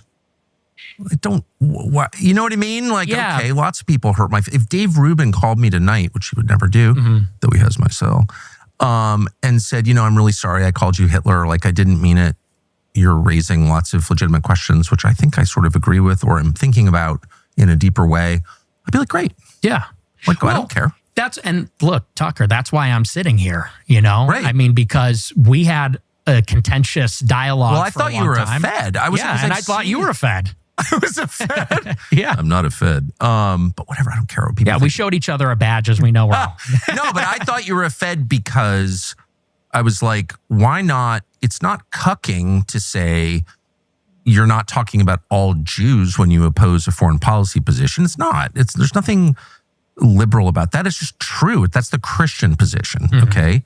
And two, why are you attacking like the best people and not the worst people? Well, yeah, I mean, again, he disavowed me for my views on Israel and said I talk too much about white people and Christianity. And to me, that's like a sincere ideological disagreement. I get it. And, same thing with Marjorie. Marjorie fired my guy. She disavowed me. And, and you worked with Blumenthal on that article, but you called me on the phone and we talked. Yeah, I mean, I was like, what?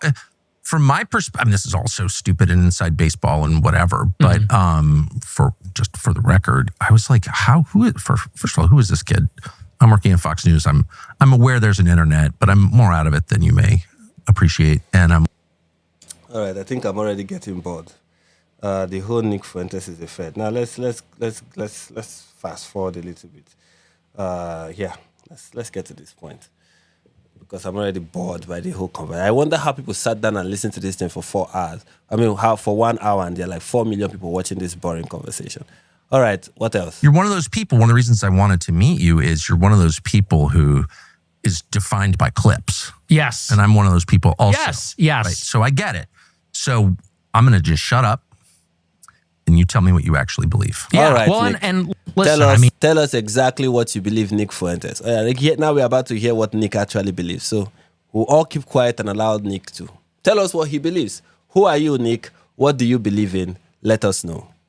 And I appreciate you saying that because that's just the reality of the media environment we're in. So I don't expect you to know all my views, but I mean, as far as the Jews are concerned, I think that, like I said, you cannot actually divorce Israel and the neocons and all of those things that you talk about from Jewishness, ethnicity, religion, identity. And let me give you.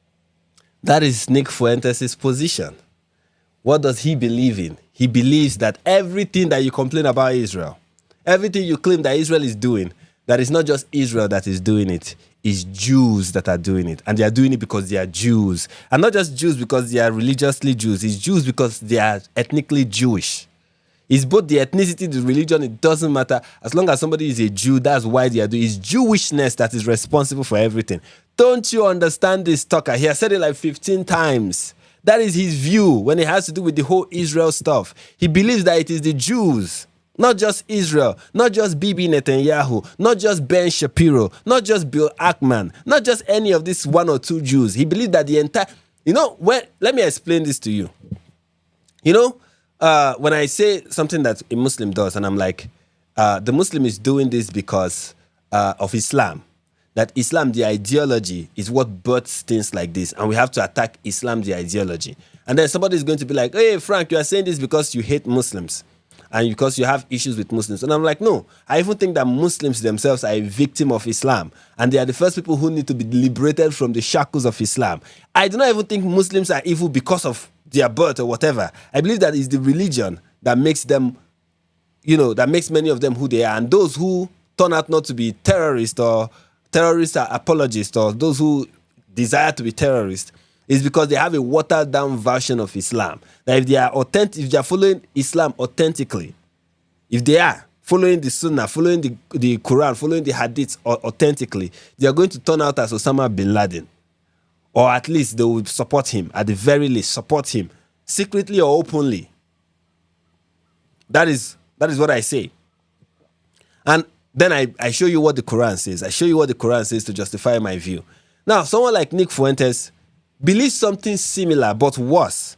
He believes that it is not just the religion of Judaism that makes Jews anti-American and dangerous for any country, any white Christian country. He believes that it's everything about a Jew.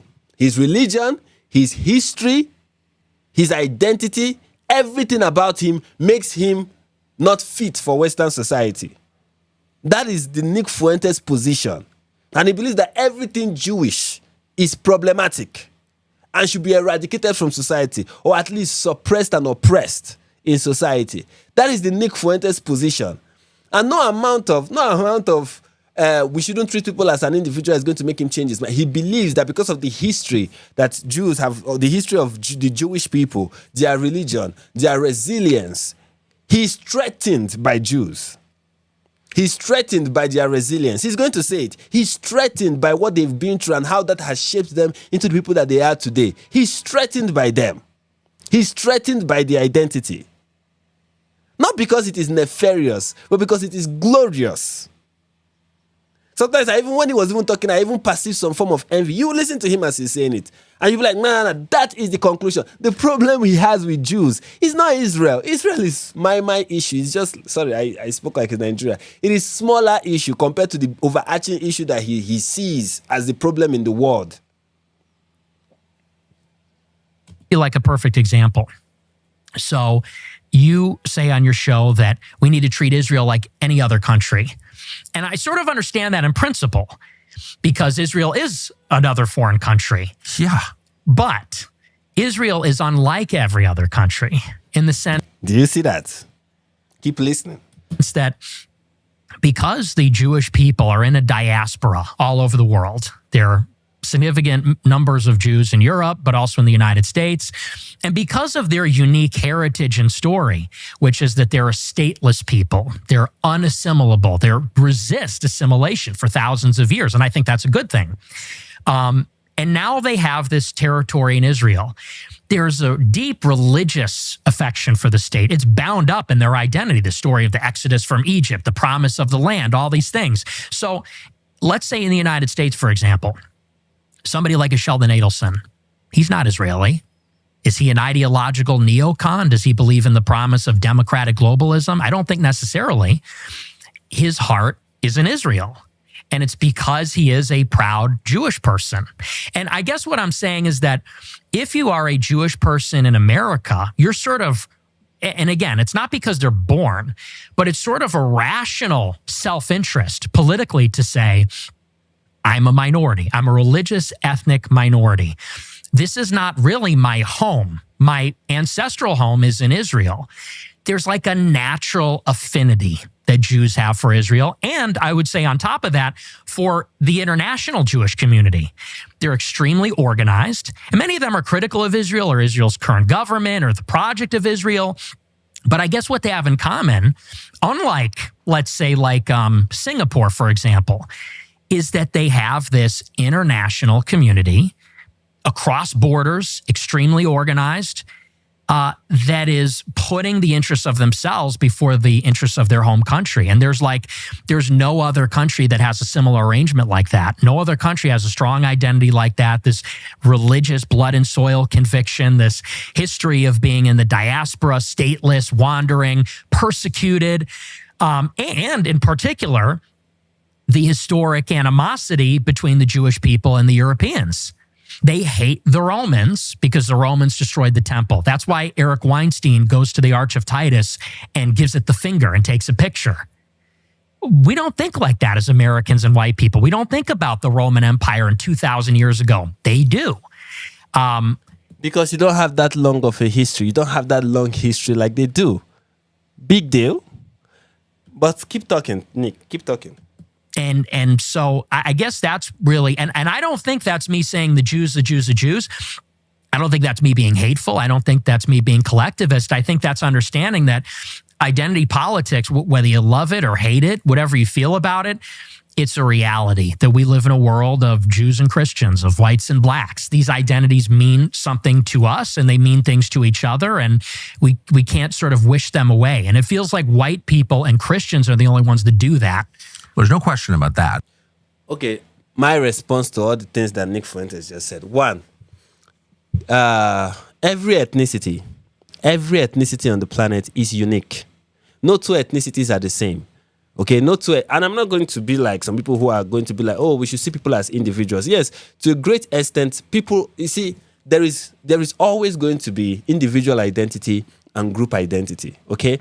And there is any person who tells you that group identity does not affect how an individual behaves is lying to you. An individual is always going to be affected by the group and vice versa, okay? And also the individual can also affect the group, okay?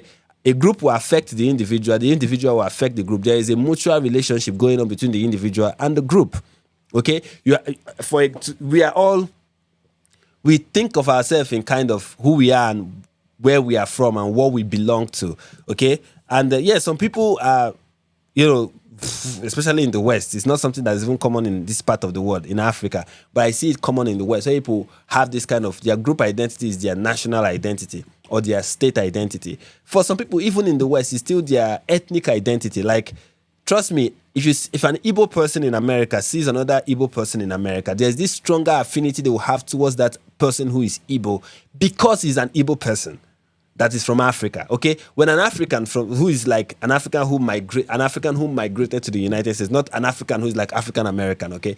When you're an African who migrated to the United States willingly, you are not taken as a slave, and you are from Ghana or you are from Nigeria or you are from Togo, and you go to the United States and you meet somebody who is from Nigeria or Ghana or Togo, there's this affinity that you are going to feel towards them. The mere fact, even if you were born in America but your parents came from Nigeria or Togo, if the mere fact that the two of you share that in common is always going to make you have this certain affinity towards them. It's not uncommon.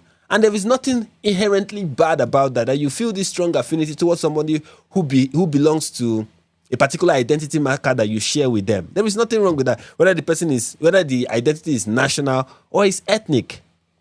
You're always going to have that. Okay? And when we say treat people as individual, it does not mean neglect that. Neglect all of that. Neglect all of the things that come with their ethnicity or the things that are typical among their ethnicity and the stereotypes or whatnot, or that all the stereotypes are not true. When we say treat people as individuals, is that when you want to make rules, when you want to govern your society, you don't make special rules for people because of their identity. You don't treat people in a different way, in a special way because of their identity. Do you understand? And by identity, I don't mean the one they choose to identify as, but rather the ones that they were born with, the ones that they did nothing to acquire. You don't treat people you don't make rules in society where, we are going to treat black people like this, or we are going to treat Asian people like this, or we are going to treat white people specially, or we are going to treat Jewish people specially. Nobody should get a special treatment. That is all we are saying. Now, granted, you can, from now to eternity, talk about how Jewish people are special and how they are different. In fact, there are Jews who will tell you how they are different and what is different about Jewish people and what you can expect from Jewish people. I can tell you about Igbos and what you can expect from Igbos and what you can expect from Nigerians and how Nigerians think differently because of their ethnicity and how nationality rather, and how Igbos think differently because of their ethnicity. But when you want to organize your society, you have to look at everybody as equal and treat them equally. Don't give anybody special preferential treatment because of ethnicity. But Nick Fuentes pointing out all these things about Jews, he's pointing all of that out because he wants to treat Jews differently. That is why he's pointing it out. I've seen people say things like, look, nobody is going to say, if I come out and I say one thing I like about Jews is their resilience, and I think Jews are an example of resilience. For example, Nobody is going to look at that and say, oh, this person is being an anti-Semite because he's talking about Jews and he's talking about them as if they are a collective. But if I say, for example, and it should be the case, but it may not be the case, but it should be the case that this is problematic if I say, because of Jews are resilient, we need to put a lot of obstacles in their way so that other people can get ahead and other people can have a fair shot. If I say we need to put obstacles in the way of Jewish people to allow other ethnic group get ahead because we feel like they are more resilient than other ethnic group, that is me now wanting to treat a group of people differently because I said they are resilient. Do you understand? So it's wanting to say, oh, these people are resilient and acknowledge that and appreciate that and even try to emulate that. It's another people thing to say, oh, because these people are resilient, therefore we should treat them like this and make rules that will apply to them differently because of this. That is where we have a problem.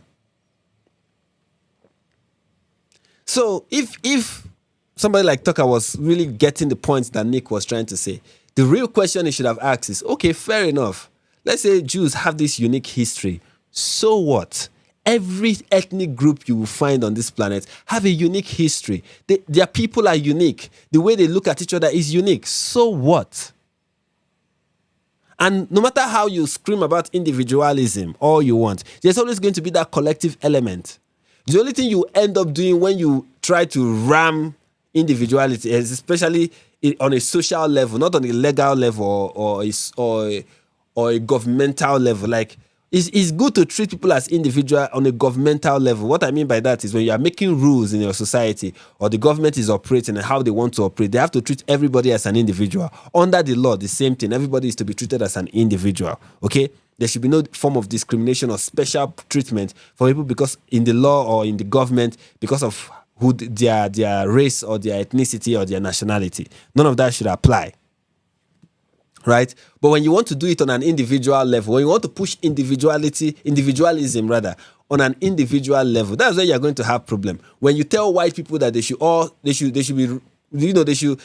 have special affinity for other white people, you have a problem. When you tell black people they should not have special affinity for other black people, you have a problem. When you tell Jewish people that they should not have special affinity for other Jewish people, you have a problem because on an individual level, you are going to find that affinity that everybody is going to have towards their tribe, towards their ethnicity, towards their nationality. You're always going to find that.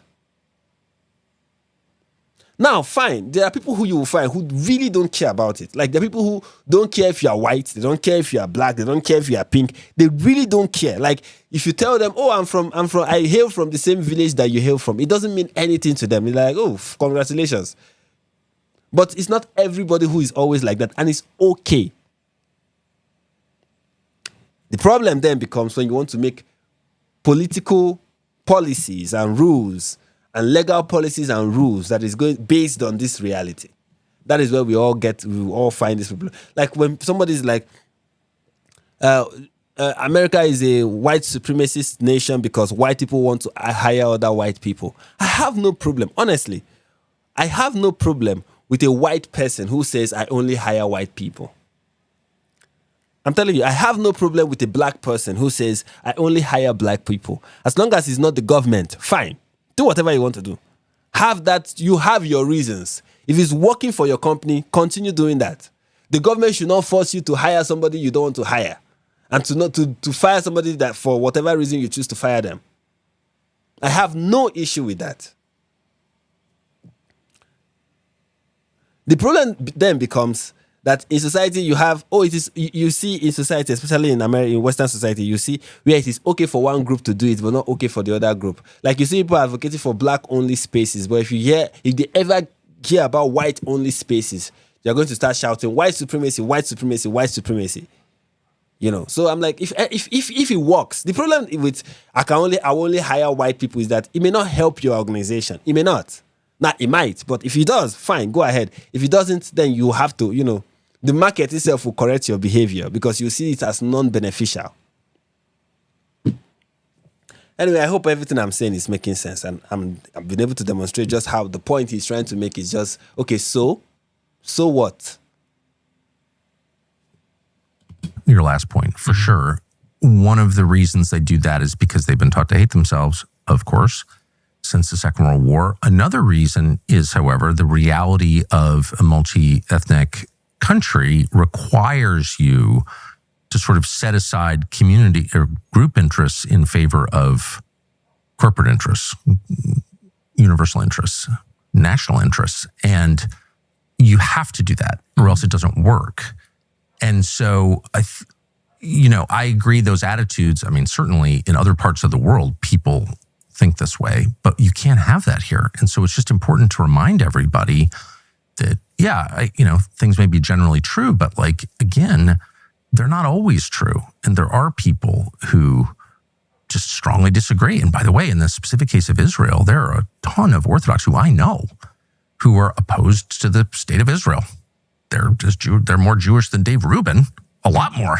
And yet they oppose it. Jeff Sachs is like the most a wonderful man, who's Jewish, the most articulate kind of critic of the state of Israel that I'm aware of. So like, I don't know, that's just meaningful. You can't, if everything is inherited, then there's no hope for the continuation of America. Mm-hmm. Do you see that? Yeah, I don't think it's genetically inherited. And what you're saying about putting aside the tribal interest for the corporate interest, that's absolutely the case. And that's the only way the country's going to stay together. Exactly. That's my concern. And I absolutely agree with you. I would say, though, that the main challenge... The national interest for... you say, put away tribal interest for national interest. The national interest of Nick Fuentes is white nationalism. Anything other than that is not something he will stand for. So... How will America... In fact, he doesn't want America to be a multiracial society. A big challenge to that is organized Jewry in America. I don't think Bill Ackman is capable of that. I don't think Sheldon Adelson is capable of that. I don't think you're... This person is asking, Frank, still hoping for that Daily Wire partnership? No, I'm not hoping for it. I'm hoping for the Qatar money. Okay, I'm hoping for the Qatari money. That's what I'm hoping for. Okay, so please, if you know people that those connected with Qatar, you let them know that I'm waiting for Qatar money. I don't want Jewish money. Okay, I want Qatari money. Okay, I hope I've made myself clear. Thank you. Mazzoni is capable of that, for that matter, and many other, on the right and the left. And I see it. I see Jewishness as the common denominator. And you're right. It's not all Jewish people feel the same way. No one would say that, but that does seem to be the common denominator. And I just feel like it needs to be called out explicitly. And I like what you said. If the other day, if you're serving in another country's military or have dual citizenship, you really can't be a part of this project. Well, that's an easy one, but... Why? Why can't you have dual citizenship and be part of the American project? Why? Because you're going to have dual... I am much more comfortable as a Christian and an American keeping it on that level because, it's easy to just set universal rules that apply to everyone, not just the Jews or the Christians or the anybody, just like Americans can only serve in the U.S. military or they lose their passport. I mean, I don't know. That's not hard. And I don't know. Why not just say that? Say what? That. Why not make every statement about how Americans ought to behave applicable to all Americans? Like it's the defense of universal values that will hold the country together and the emphasis on parochial group values that will break it apart inevitably. Because this is a particular issue and it's acute. Like I said, I think they are unique in that way. I think that's a unique issue, especially in the Republican Party, especially in the conservative scene. And this is where you can clearly see that Tucker Carlson is not giving a perfect refutation or a perfect pushback to all the things Nick Fuentes is saying and how he's targeting the Jewish people. Like you can see clearly that it is clear from this conversation. Two things are clear. One, Tucker Carlson, for all his flaws of stupidity, is not a proponent of identity politics. He believes that every American should be treated equally, and you can see him restating it over and over again. And you can see clearly that Nick Fuentes believes in identity politics and will always frame his political punditry from that standpoint. He's always going to come at it from an identity politics angle. And he's always going to target the Jews because he believes that the Jews are special. soon we'll learn that it's not just the Jews that are special. It is also black people. It's also gay people. It's also minorities. It's even Ukrainians are special because he doesn't want them in America as well. They are not white enough. You realize that, every ethnic group is special too, along with the Jews, because he also has issues with black people. He thinks that they are genetically stupid and they have low IQ and they are not fit for Western civilization. The only people fit for Western civilization are Western European white men and women. And the women, of course, do not have the right to vote and all whatnot. So the Jews are just like my case for him. The main issue is just white only. And, this. So how would you like this all to be resolved? What I would like is for the U.S. government to not be influenced by these kinds of foreign allegiances, not with money that comes from, American citizens like Sheldon Adelson, not from foreign lobbyists. So, in terms of tangible things, I don't think we disagree on any of it. Like registering AIPAC and FARA, banning dual citizenship. Like I'm basically in agreement. I think 80% of the public agrees with those things. So that's kind of what... Really, 80% of Americans are opposed to dual citizenship. Is it true? People in the chat, if you're from the United States, let me know. 80% of America are opposed to dual citizenship. To people having dual citizenship. Why? Like, why? What is the problem with that? Explain it to me. As a Nigerian, I don't understand why that is a problem, but let me know. Gets me a little bit annoyed. It's like, these are, like America First, the concept, it's the most popular, self-evidently true idea you could have. Like, don't let foreign powers, especially tiny ones far away, control your country. Like, of course not. Everyone... They don't control your country. You see, everything you are saying is wonderful if it is true. That's the problem. Fantastic if true. But the problem is that it is not true. Agrees with that on both sides. Yeah. So the trick is not to let that idea get subverted. Does that make sense? Yeah, and I think we agree on that. But it's subverted when they're like, that's hate. No, that's hate. It's not hate. Yeah. Well, and, here's what I will say. I think that there is increasingly a contingent, because what you're talking about exists. When you say that there are people that legitimately detract from this, there is legitimate rate. John said that some Americans are against dual citizen Americans because they feel it divides loyalty and they are not loyal to America. How do you to measure loyalty to America by somebody's citizenship is ridiculous. One is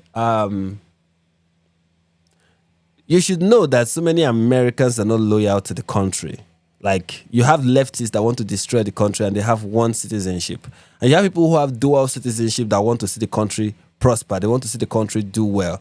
To judge someone's loyalty by how many passports or what the number of passports that they have is ridiculous. It is very, very ridiculous. There are people who have dual citizenship and they want to see America do well.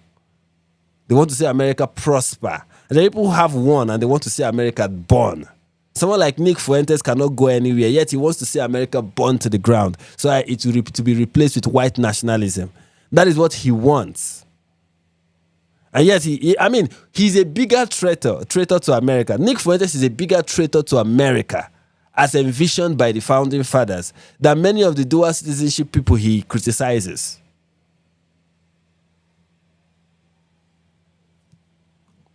So if people have that kind of mindset, I think it's very ridiculous, if you ask me. Like, it's very ridiculous.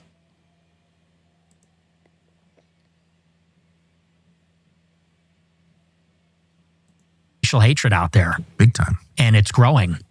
And I know. People on our side are afraid to talk about it because they know, like you said, they're going to get called a cuck or a squish or whatever. And I agree with you. The people that are detracting from that need to be called out. And I think there should be no harbor for cruelty, hatred, prejudice, those kinds of things. And some of them, I'm sorry to be a...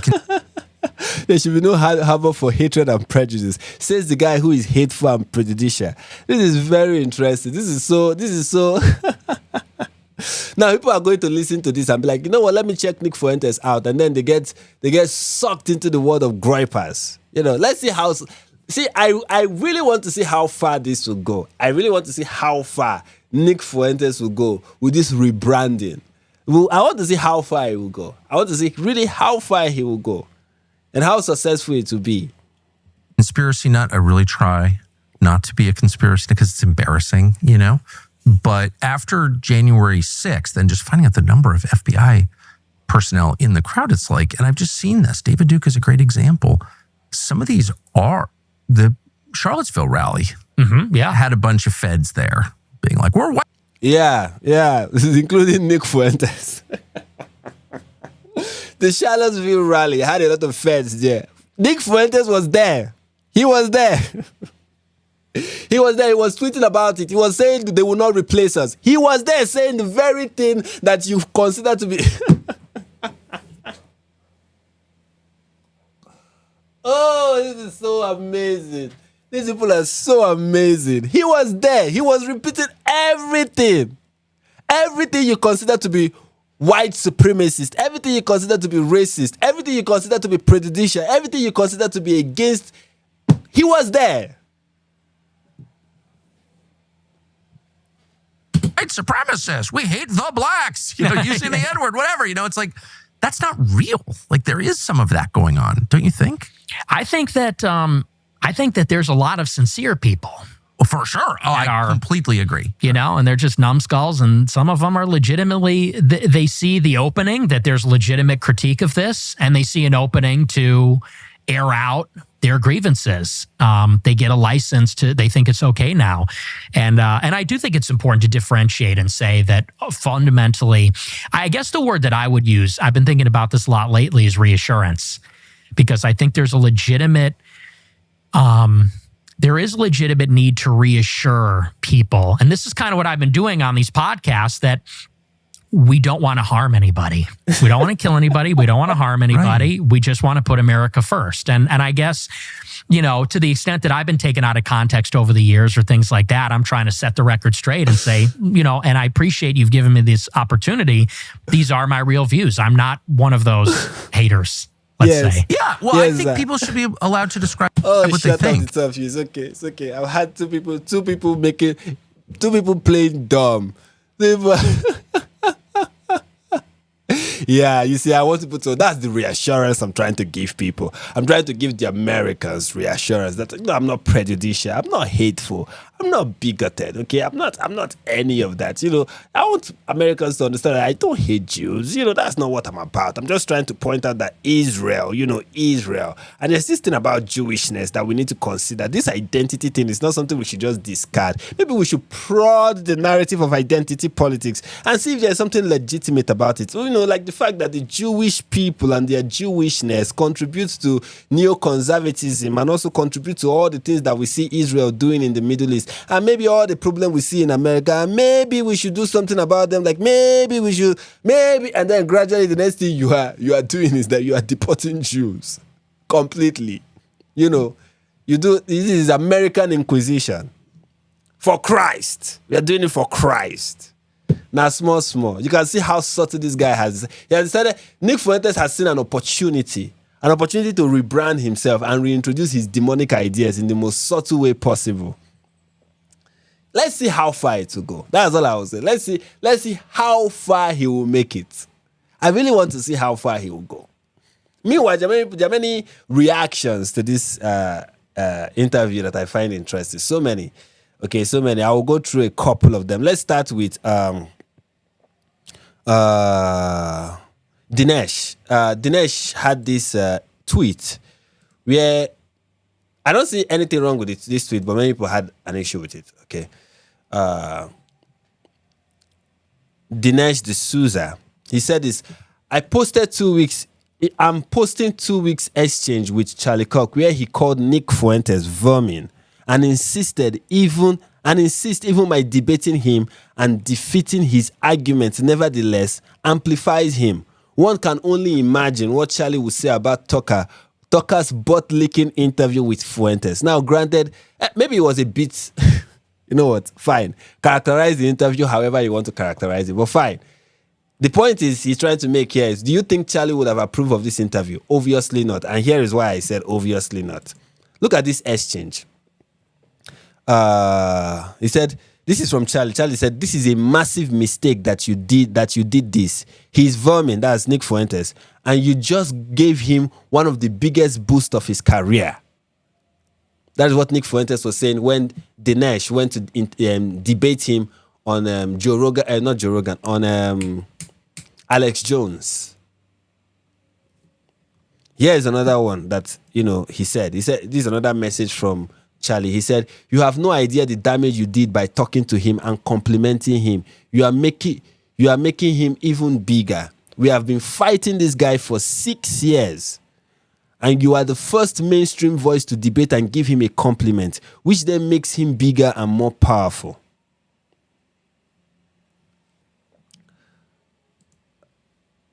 Now, I'm seeing somebody saying he was on point. That's talking about Charlie Kirk.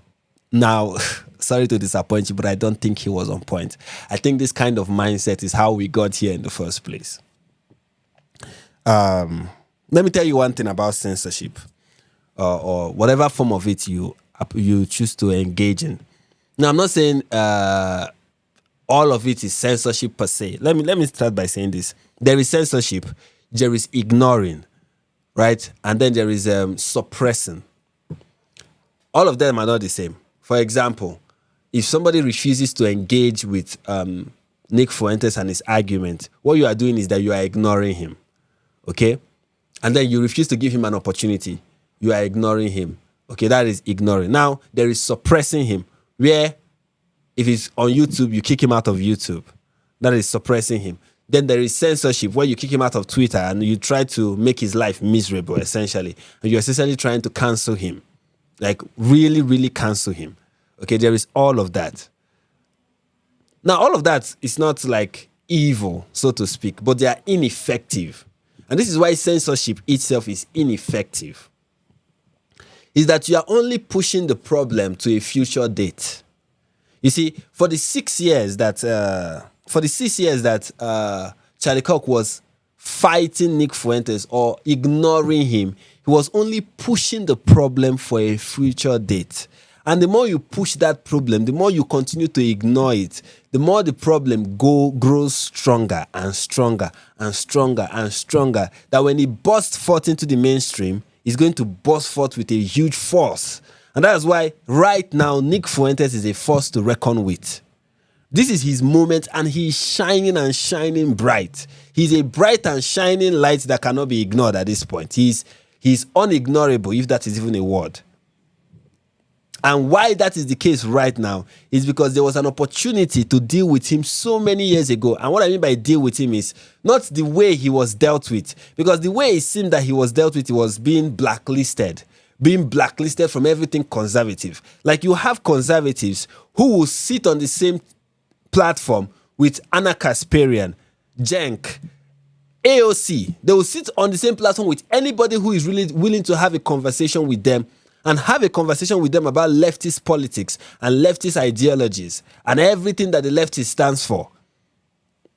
They'll be willing to do that, but they would ignore Nick Fuentes, and they were doing it for years. They thought it was the best way to deal with him, but they were only pushing the problem to a future date, and that future date is now.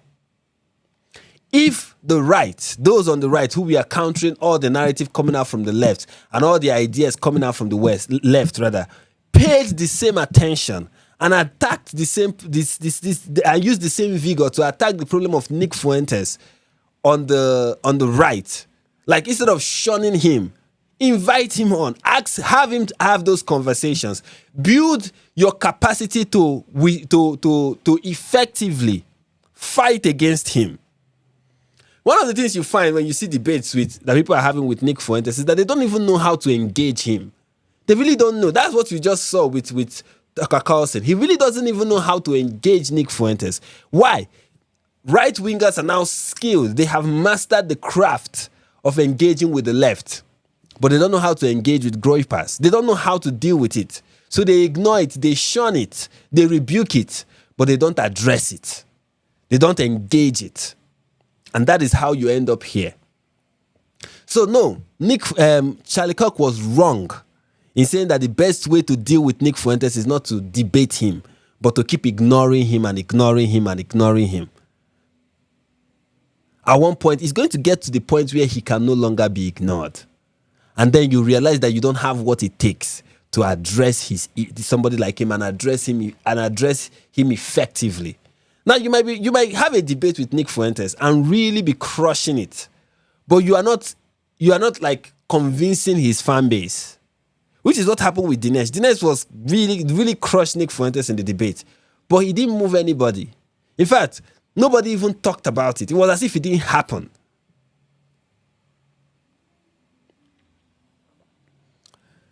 So the right approach is the Coleman Hughes approach, where you have that conversation, invite them, just like he invited Dave Smith to a debate. Have that conversation with them and calmly and effectively demonstrate just how wrong they are.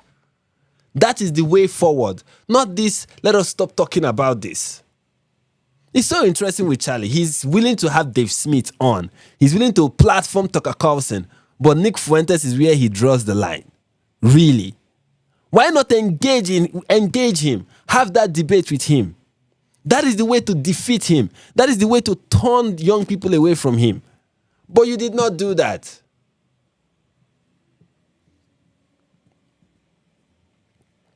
At the end of the day, it makes me suspect that the goal of Turning Point USA when they were engaging with the left was not to change hearts and minds, but rather to radicalize, let me not say radicalize, but to preach to the choir, to make their own team feel good.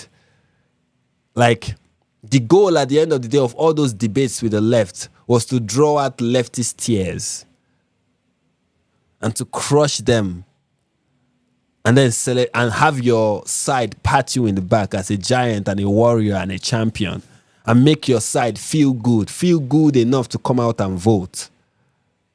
That was what all this was about. It was not really about changing hearts and mind.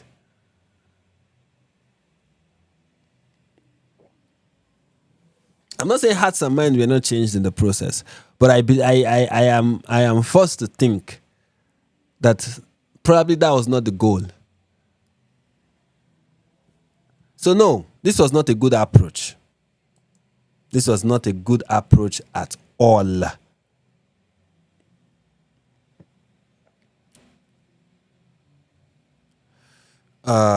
Another person who has something to say was, here is Dinesh. He did a video where he addressed this whole thing. So let's watch that.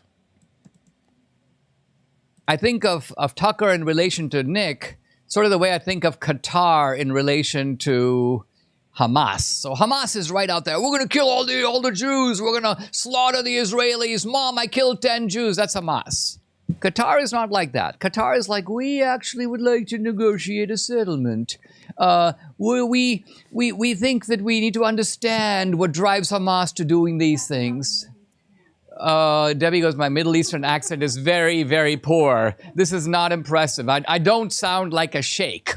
And this is probably true. But nevertheless, the intellectual value of what I'm saying stands. What I'm getting at is that Nick is like Hamas. He's like, at one point he even suggested that the Jews need to be all killed off. Tucker is more like Tucker wants to be like the more mainstream anti-Semitic. Well, I'm just wondering if we need to sever our relations with Israel. I just wonder if Netanyahu needs to be imprisoned for life. I'm just asking. I'm not taking a position. In fact, that could go the other way. So the point of my releasing these texts was, first of all, to show that the problem here and the specific reason for releasing the texts is that Tucker is quite clearly trying to become, you could say, the new Charlie Kirk. And I don't just mean that he's trying to, in some ways, broadly replace Charlie Kirk in the culture. I mean, he's trying to actually become the face of Turning Point. And some people at Turning Point seem to be kind of okay with that because Tucker is the headline speaker in their upcoming summit. And so they are opening the door. That will be the death of Turning Point USA. And so people don't want the organization to die. I'm like, you don't know me. Anyway, You don't know, man. What needs to die should die. I don't care if you're like, this is Charlie Cox's baby. He died for this. Okay. It doesn't matter. If you die for something and the thing in the future becomes ineffective, you should also die as well. So if the people who are running the organization are dumb enough to allow Tucker become the face of the organization, then that organization should die. In fact, I'll be praying for his downfall. Like, I'll be praying for it, because that is just me at the end of the day. And it's not a bad prayer; it's a good prayer. If an organization is no longer the benefits, it's no, the evil things that it does far outweigh whatever benefits that come from the organization. I'll be like, yeah, let the organization fall. Let it fall. Let it fall. Now have Jesus Christ. Like, I'm telling you. Or maybe paving the way. But, of course, Tucker is not Charlie, and a very good proof of that is their attitudes to Nick Fuentes. So Charlie hates Nick Fuentes. Charlie hates Nick Fuentes far more than I do. Charlie thinks Nick Fuentes is vermin and should not be platformed at all. And I only released the text to highlight the distance between Charlie and Tucker. So the very guy that Charlie despised, and Charlie himself says to me, I've been trying to block this guy for 6 years. And Tucker is basically saying, I'm going to platform this guy. And it's not just I'm going to platform him, I'm going to softball him. I'm going to basically do a kind of cheerleading operation on him. And I'm going to bring him into, if you will, the larger fold. And I'm going to dare Turning Point USA to do anything about it. It's almost like FU Turning Point. Here I am. I'm going to do this. And what are you going to do? Cancel me? So Tucker is counting on the fact that the top brass at Turning Point, their board, Erica Kirk, Tyler Boyer, Andrew Colvett, all these people are cowering in fear of him. All these people do not see another way forward for Turning Point other than to be led by the Pied Piper, Tucker Carlson. And this, I think, would be a fatal mistake for Turning Point. In fact, I think this would be, quite honestly, the end of Turning Point. God will bless you. Thank you for saying it, Dinesh. Thank you for saying, like, every one of us can see it. I think at this point, it's obvious to every sensible person that the end of Turning Point USA is close. Like, it's close by. It's at hand. The end of it is at hand. It would be a miracle. I'm telling you, it would be a miracle if the organization survives. I know people are like, oh, but 10,000 chapters have been opened. Look, we are getting more requests now for like 50 billion chapters to be open. If you like, open 65 billion more. The organization is dying. And this is what is killing it. It won't be the end of Turning Point immediately. Turning Point has been raking in money. Turning Point has gotten an ocean of global sympathy after Charlie's death. But let's remember, those things don't last forever. Yes. At some point, it's a trend. That is the point that I'm trying to make. The whole thing is a trend. It's now, it's the same thing that happened when Muslims started converting to Islam after the attack on October 7th. Somehow everybody's like, I'm seeing the beatitude of Islam.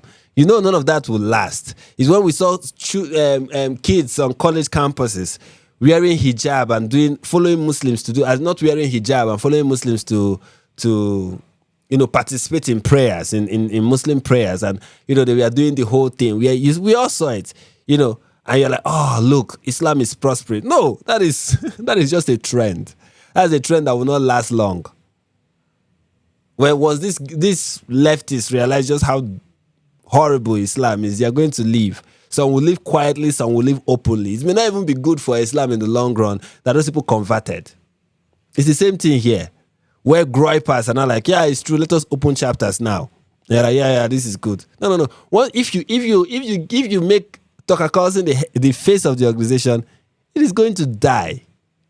It is going to die because none of these things are going to last long. It's a trend.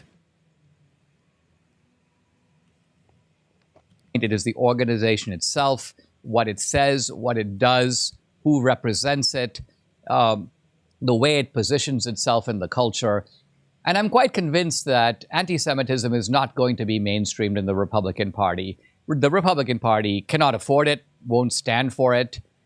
Trump won't stand for it. If J.D. Vance goes for it, J.D. Vance himself is going to go down in flames. Yes. So ultimately, yes, that will be his downfall. See, I see if the Republican Party embraces the whatever it is that Nick Fuentes is, that will be the death of them. That will be their end. That will be, they are never again holding political power for the next 10, 20 years. That will be it. I don't care how popular you think it is on social media, how popular Nick Fuentes is or whatever. If whatever it is that he's advocating becomes mainstream in Republican Party, it is the end of the party. It is the end. This idea is something that kills everything. It is a killer of movements, a killer of organizations, a killer of anything. Bring it in and it's the death of anything. For individuals, as an individual, if you're an individual who promotes this idea, it can boost you. But if you're a group and you accept that idea, it will destroy you. Okay, if you're a Candice Owens spewing this nonsense on social media, yeah, you're always going to find, you're always going to find rabid, chronically online young men and women who are like, those people who are like, we need to burn everything to the ground on the right. You're always going to find those people gravitate towards you because you're not so much, there's not much content of that. And it looks fresh and new and fresh out of the oven. So people are going to gravitate towards that. So to build a personal brand, you can become an anti-Semite. But to build an organization, a political organization in America, in the West, that is not going to go so far. And that's why every person who is like embracing this and promoting this, whether they believe in it or not, they are doing it for it is likely that they are doing it for very, very selfish reasons. They're not doing it because, no, it's very selfish. And they know it. They know they will never be mainstream. What's happening here is not that Nick Fuentes is really being mainstreamed. What's really happening is that Tucker is putting himself outside the mainstream. And my proof of it is pretty simple. Name one mainstream conservative right now who's defending Tucker Carlson. None. All the mainstream conservatives are denouncing him. Now, there are a few people who are standing on the sidelines. They don't want to get involved, and I can kind of understand that. They don't want to be in the middle of this. But the only people who defend Tucker Carlson, like one guy today, I stand with Tucker Carlson. I'm looking at this guy. First of all, he has no shirt on. Second of all, he has the trademark baseball cap inverted, so you can see the adjusto strap to advantage. This is his kind of sartorial style. So yeah, you've got, a bunch of weirdos. I stand with Tucker Carlson. He's telling the truth. He's really got the Jews' number. You're going to have some people like that who are basically the residual Tuckerites. And they're going to hang with Tucker. But I don't believe that there's any future in that for MAGA, nor is there any future in that for the GOP. All right. Well said. Now, let's listen to Charlie and how he talked about the likes of Nick Fuentes.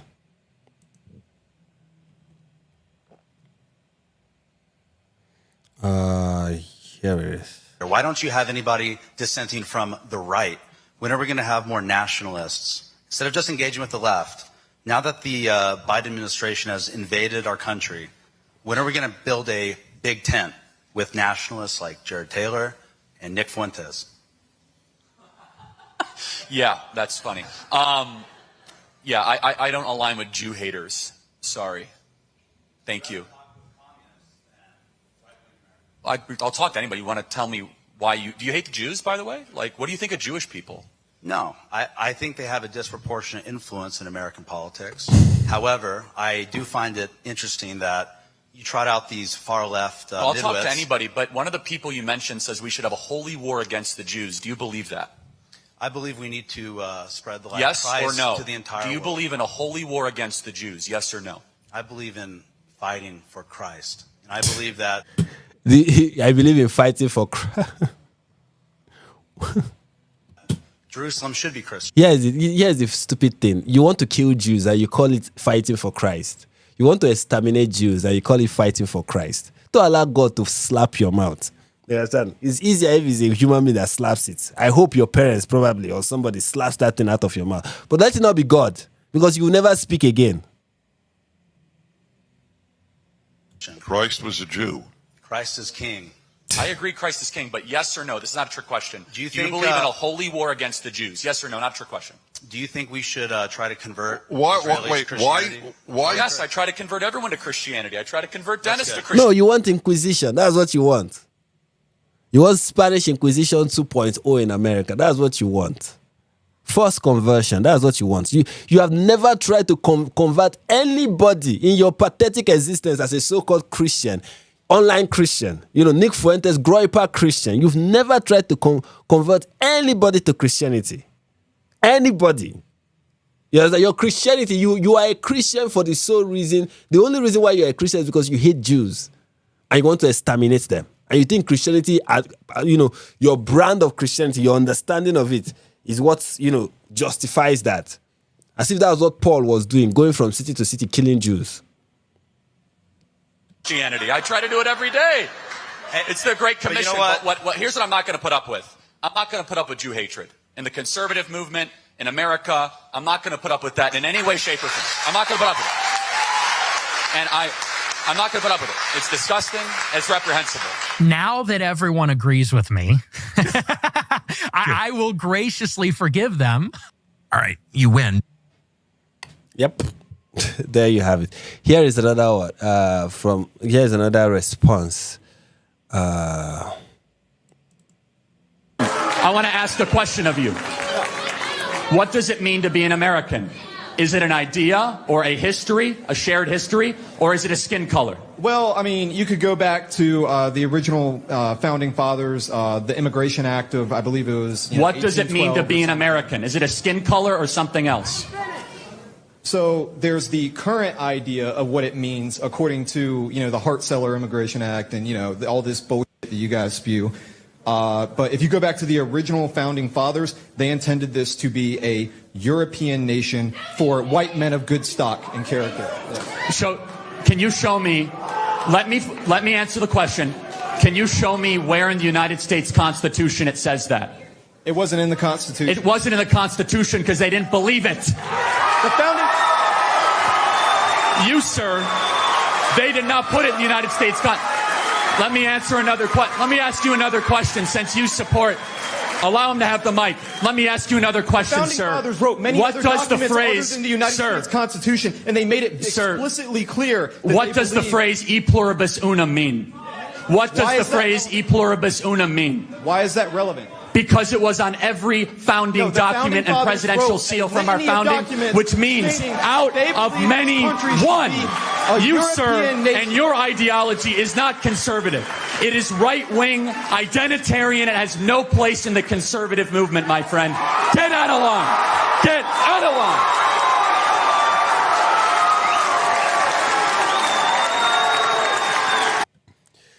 And he passes away, and now we have Tucker Carlson. So unfortunate. Yeah, you have other ridiculous responses. This is not a ridiculous one. This is good, but we have a ridiculous response from. Before we get to the ridiculous response, let's hear from Seth Dillon, because he has been, people have been accusing him. Let me just be clear about where of censorship, that he's trying to censor Nick Fuentes because he's opposed to Tucker Carlson platforming him. So let's listen to that. Well, let me just be clear about where I'm coming from on this, because a lot of people have tried to misconstrue and dishonestly portray me as being in favor of censorship, which, no one's more against censorship than I am. I have fought for free speech every step of the way. I fought for free speech, not just for myself and for my own company, but for people who I disagree with, people who I think have terrible ideas, people who, a lot of people would like to see censored. I have gone on record saying I would like to see their voices in the public square, because no one should be able to decide what you're allowed to say and what you're not allowed to say. As long as your speech is lawful, you should be allowed to talk in the public square. And so, I was one of the first ones and one of the most vocal ones who was coming out in favor of Nick Fuentes being restored on Twitter when he was suspended. And I did that for a reason. It was on principle. It's not because I like what he has to say. It's because I love that he has the right to say it. And so, defending that right is very important to me. And so it's not a matter of, should he be allowed to speak? Of course he should. Sit down with him, have an interview with him, have a conversation with him. That's fine. But challenge and confront the things that he says. You know, if you disagree with his ideas, if you think that he's got some bad ideas or he has some beliefs that you don't share, challenge him on that, confront him on that. That's how the marketplace of ideas really works, is when you have the bad ideas and the good ideas come together and they clash. And so if you're not willing to do that, if you're just having people on and saying, and you know, for the sake of free speech, I'm going to have this conversation, but I'm not going to challenge them, you know, well, in that case, all you're really doing is normalizing or mainstreaming more radical and extreme ideas without them getting the pushback and the confrontation that they deserve. And the only assumption, you know, the only conclusion that we can draw from that is that you agree with those ideas if you're not willing to challenge them. And so if you don't want to be mistaken for holding those views yourself, then you should take that opportunity when you have it. Be the free speech advocate who gives them a voice, but then use your own speech to push back on that voice when you disagree with it. And that's something this person was unable to do. BA said, you are a false prophet. I don't know, is it me? Am I the false prophet? What did I say that is false? Let me know. So that's from Seth. And then we have this from Tim Pool. You know. You know him. You love him. He's got the best skate park in America. He's got correct. So Tim, it is so good. Be an honest. Carlson can have whatever opinions he wants. Do you think he should have pressed him like he pressed Ted Cruz? Like, did he miss the boat? Because I don't really think so. But what do you think? I'm not here to police Tucker Carlson's opinion. This is what I find. I hate it when people ask, "Oh, what do you think about the interview? Should he have, you know, pressed him a little bit? Should he have pressed him the same way he pressed Ted Cruz?" You know, I don't think he should have, which is fine. It's fine for you to not think that. And then what do you think? And then somebody wants to respond, and then their response is, "Oh, well, I'm not going to police." What? So to say I think you should have done it differently means you're trying to police the person. So that means every person who has a different opinion about how something should have been done is trying to police it. It's trying to police the person doing it. Why do people talk like this? Because that is essentially what you are trying to insinuate is that every other person who is like, oh, this was a, you know, softball questions you are being asked. He was treating this guy with kid's glove. He was not pushing back when he's supposed to push back. And essentially, you know, this interview should have gone a different way, blah, blah, blah. And those who are, oh, they are trying to police Tucker Carlson. No, they are not. If you don't agree, if you have a different opinion, state your opinion without making it look like everyone whose opinion is different from yours is doing something bad or is trying to police somebody. They are not. Tucker Carlson can have whatever opinions he wants. And it seems like there are a lot of people who want to tell Tucker or tell you or tell me what opinions we're supposed to have. And this mentality from this alternate podcast is going to be their downfall. Mark my words. It is going to be their downfall. This will be their downfall. This mentality of anybody who criticizes me is trying to tell me, you know, when they are criticized and they are told, oh, you are wrong, this thing you said is wrong, they're like, oh, people are trying to tell us what to think. Any person who tells them you are wrong is trying to tell them what. They are never to be told that they are wrong.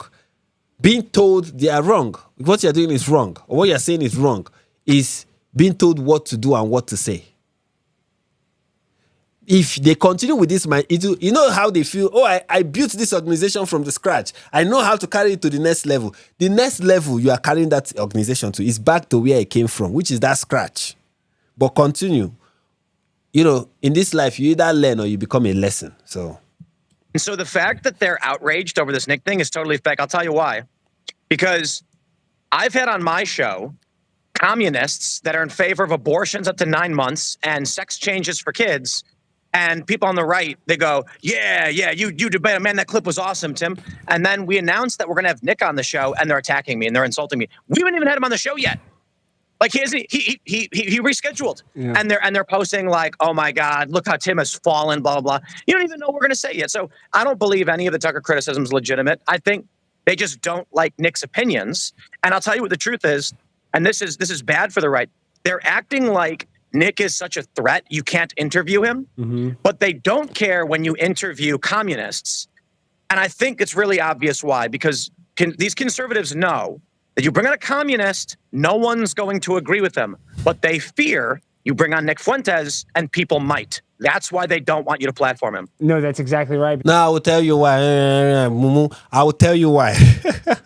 I'll tell you why people are worried when you bring people like Nick Fuentes. Because we know that people like Nick Fuentes is a smart person. Okay? And many of you guys that bring him on your podcast are not smart. So we know that he's going to outsmart you people. And your audience look to you guys as smart people. So when they see you guys getting outsmarted by Nick Fuentes, it is problematic because it makes it look like Nick Fuentes is right. You people have the ability to oppose communists, to push back on communists, to push back on leftists. You people have that. You people have the talking points ready. You people have what you're going to bring up that will make them look ridiculous. In fact, you people are even preaching to the choir when you bring up points to counter communism. But when it has to do with Nick Fuentes, you people don't have the brilliance to counter him. And we know it. Okay? Why we are saying don't do it, don't do it, don't do it. It's like when you see a child that is like, let's say 10 years old, trying to lift a 50-pound weight. Like, you know, this child cannot lift it. So you tell him, don't go there. Don't try. Don't try. Okay? You don't have what it takes. There are people who will tell us they want to interview Nick Fuentes, and I'll be like, yeah, go ahead. Like, there are people who, like the apostate prophet, for example, have been challenging Nick Fuentes to a debate, and Nick Fuentes has refused to honor it and will never honor it because he knows that he cannot win against the apostate prophet. He knows he cannot win against David Wood. He knows he cannot win against IP. He knows he cannot win against people who understand him and will come with facts that will make him. These people are seasoned debaters. He knows that. So he knows he will not be able to win against them. But you are a podcaster who knows nothing. Your credibility, your rise to fame, what made you famous was not your intelligence. Sorry. It may sound harsh, but it's the truth. What made you famous was not because you were a very brilliant, smart person who knows his stuff. What made you famous was that you were covering news stories no one else wants to cover, which is nice, which is great on its own right. But it wasn't like you are an intellectual powerhouse. That's why you became famous. It's the same thing with Tucker Carlson. Tucker Carlson always claimed to know nothing. He doesn't know what Christian Zionist is. He doesn't know what an ally is. He doesn't know anything. But he's going to bring people on and get to put what he thinks in their mouth. So it will be that they said it, not him. So we know Tucker Carlson's trick. That is why we are criticizing it. Okay? And if you have him on, it will be the same reason. Because we feel like you don't have what it takes to counter him. You're not that smart. Know thyself, oh Tim Pool. Know thyself. Know that you're not that smart to counter him. And be humble enough to recognize it. And not platform him. And then make him famous even further. But you know what? I'm like Seth Dillon in this matter. Go ahead, interview whoever you want to interview. It's fine. It's probably for the best. So, okay, don't mistake people who are like telling you don't interview Nick Fuentes. Don't mistake us as we are afraid that he's going to convince people. No, we are afraid that he's going to outsmart you because you are not that smart. That is what we are afraid of. And your audience are not that smart either. That is the problem. Do you get where we are coming from now? Mm-hmm. So I hope we've made ourselves clear. I mean, Alex Stein. Who has ever considered Alex Stein an intellectual powerhouse?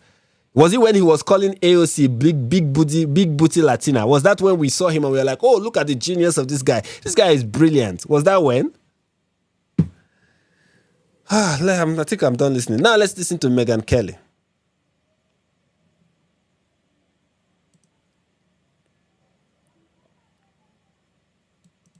About the Candace Owens of it all. Okay. I love her, and I really do feel like there's potentially truth to what she's saying. What do you think? Is there something nefarious going on? Are you talking about Charlie's murder? So I don't listen to Candace's show, but I am 100% convinced that Charlie was killed by Tyler Robinson, a crazed leftist who murdered him because he didn't like Charlie's messaging on the trans issue.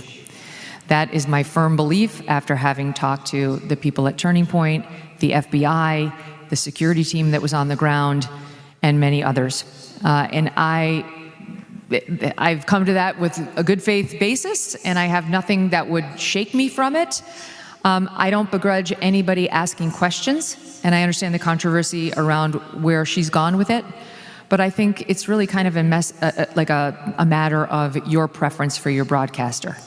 And, you know, Candace is many, many people's cup of tea, and she's not other people's, and I'm the same. And I haven't responded well to people demanding that I try to police her speech. Yep. The fall of these people will be glorious. I'm telling you, it will be the fall of these people will be glorious. At this point, I'm tired of even telling them to stop. Like, go ahead. Your fall will be glorious. I want to see it happen. It's about time. We are running short in this world. One of the problems of the world is that we are running short of cautionary tales. I think we don't have enough of them at this point. So if your contribution to society is to become a cautionary tale, who am I to stop you from fulfilling your destiny? I can't police you. Okay? I'm tired. I can't police you. Even who even listens to me? So I can't even police you. So go ahead. God bless you. Keep doing what you are doing. And may you reach the end that is well deserving. That's what I can say to all these people. You know. So yeah. For one thing people should know is that Nick Fuentes is not a Christian. He is not. He is not. Nick Fuentes is not a Christian. Nick Fuentes is a poser. He poses as a Christian. He tries to use the Christian identity to do something that is unchristian. And if he does not repent, if he does not repent, his punishment will be, it is not even, if he does not change, his punishment will be both in this world and in the world to come. You will not use God's name in vain and go unpunished. You will not use God's name and use it to do all this rubbish that people like Nick Fuentes and Tucker Carlson too, that they are doing. And you think God will be, I know people don't have, people in the West, they don't have regard for their parents. They don't even have regards for authority. They don't have regards for their elders. So who is God now? Who is God? I know. But if there's one person you should fear, it's the person whose name you are calling. If there's one person you should fear, that's the person whose name you are putting on your lips and using to promote all the nonsense you are promoting. Leave all the people who are criticizing you. Leave being placed on a no-flight list. Leave being blacklisted. Whatever it is you have suffered, all the failed assassination attempts, like the one that Nick Fuentes says somebody tried to assassinate him. Leave all of that. Leave all the death threats. All of that is nothing compared to what God has in store for you. All of that, it pales in comparison to what God has in store for you. And I mean it in terms of punishment, not reward. I always say it on this channel. Forget about who can destroy the body, who can destroy reputation, who can destroy whatever it is you have in this world. There's somebody who can destroy the soul.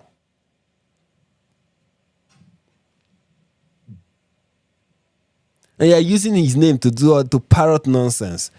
To promote rubbish, hatred, things that he is not for. That people don't, some of these people in the West don't have fear of God. There's no fear of God is zero. So that's why he's not a Christian. What he does is, if there's anything that I find offensive about it, is that he does it in the name of God. Is that he puts God's name. He attached God's name to it and makes it. I want to use Christianity to legitimate it, to make it legitimate. When what he's doing is demonic from the pit of hell, Satan inspired.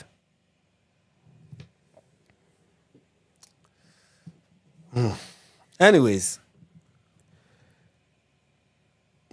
closing message: don't be like Nick Fuentes. Okay. That is all I can say right now. Don't be like Nick Fuentes. Don't be like him. Don't be like him. If you are going to serve God, serve him in truth. Don't use him to fit your agenda. Don't use God as props for your show. For whatever it is you want to push for.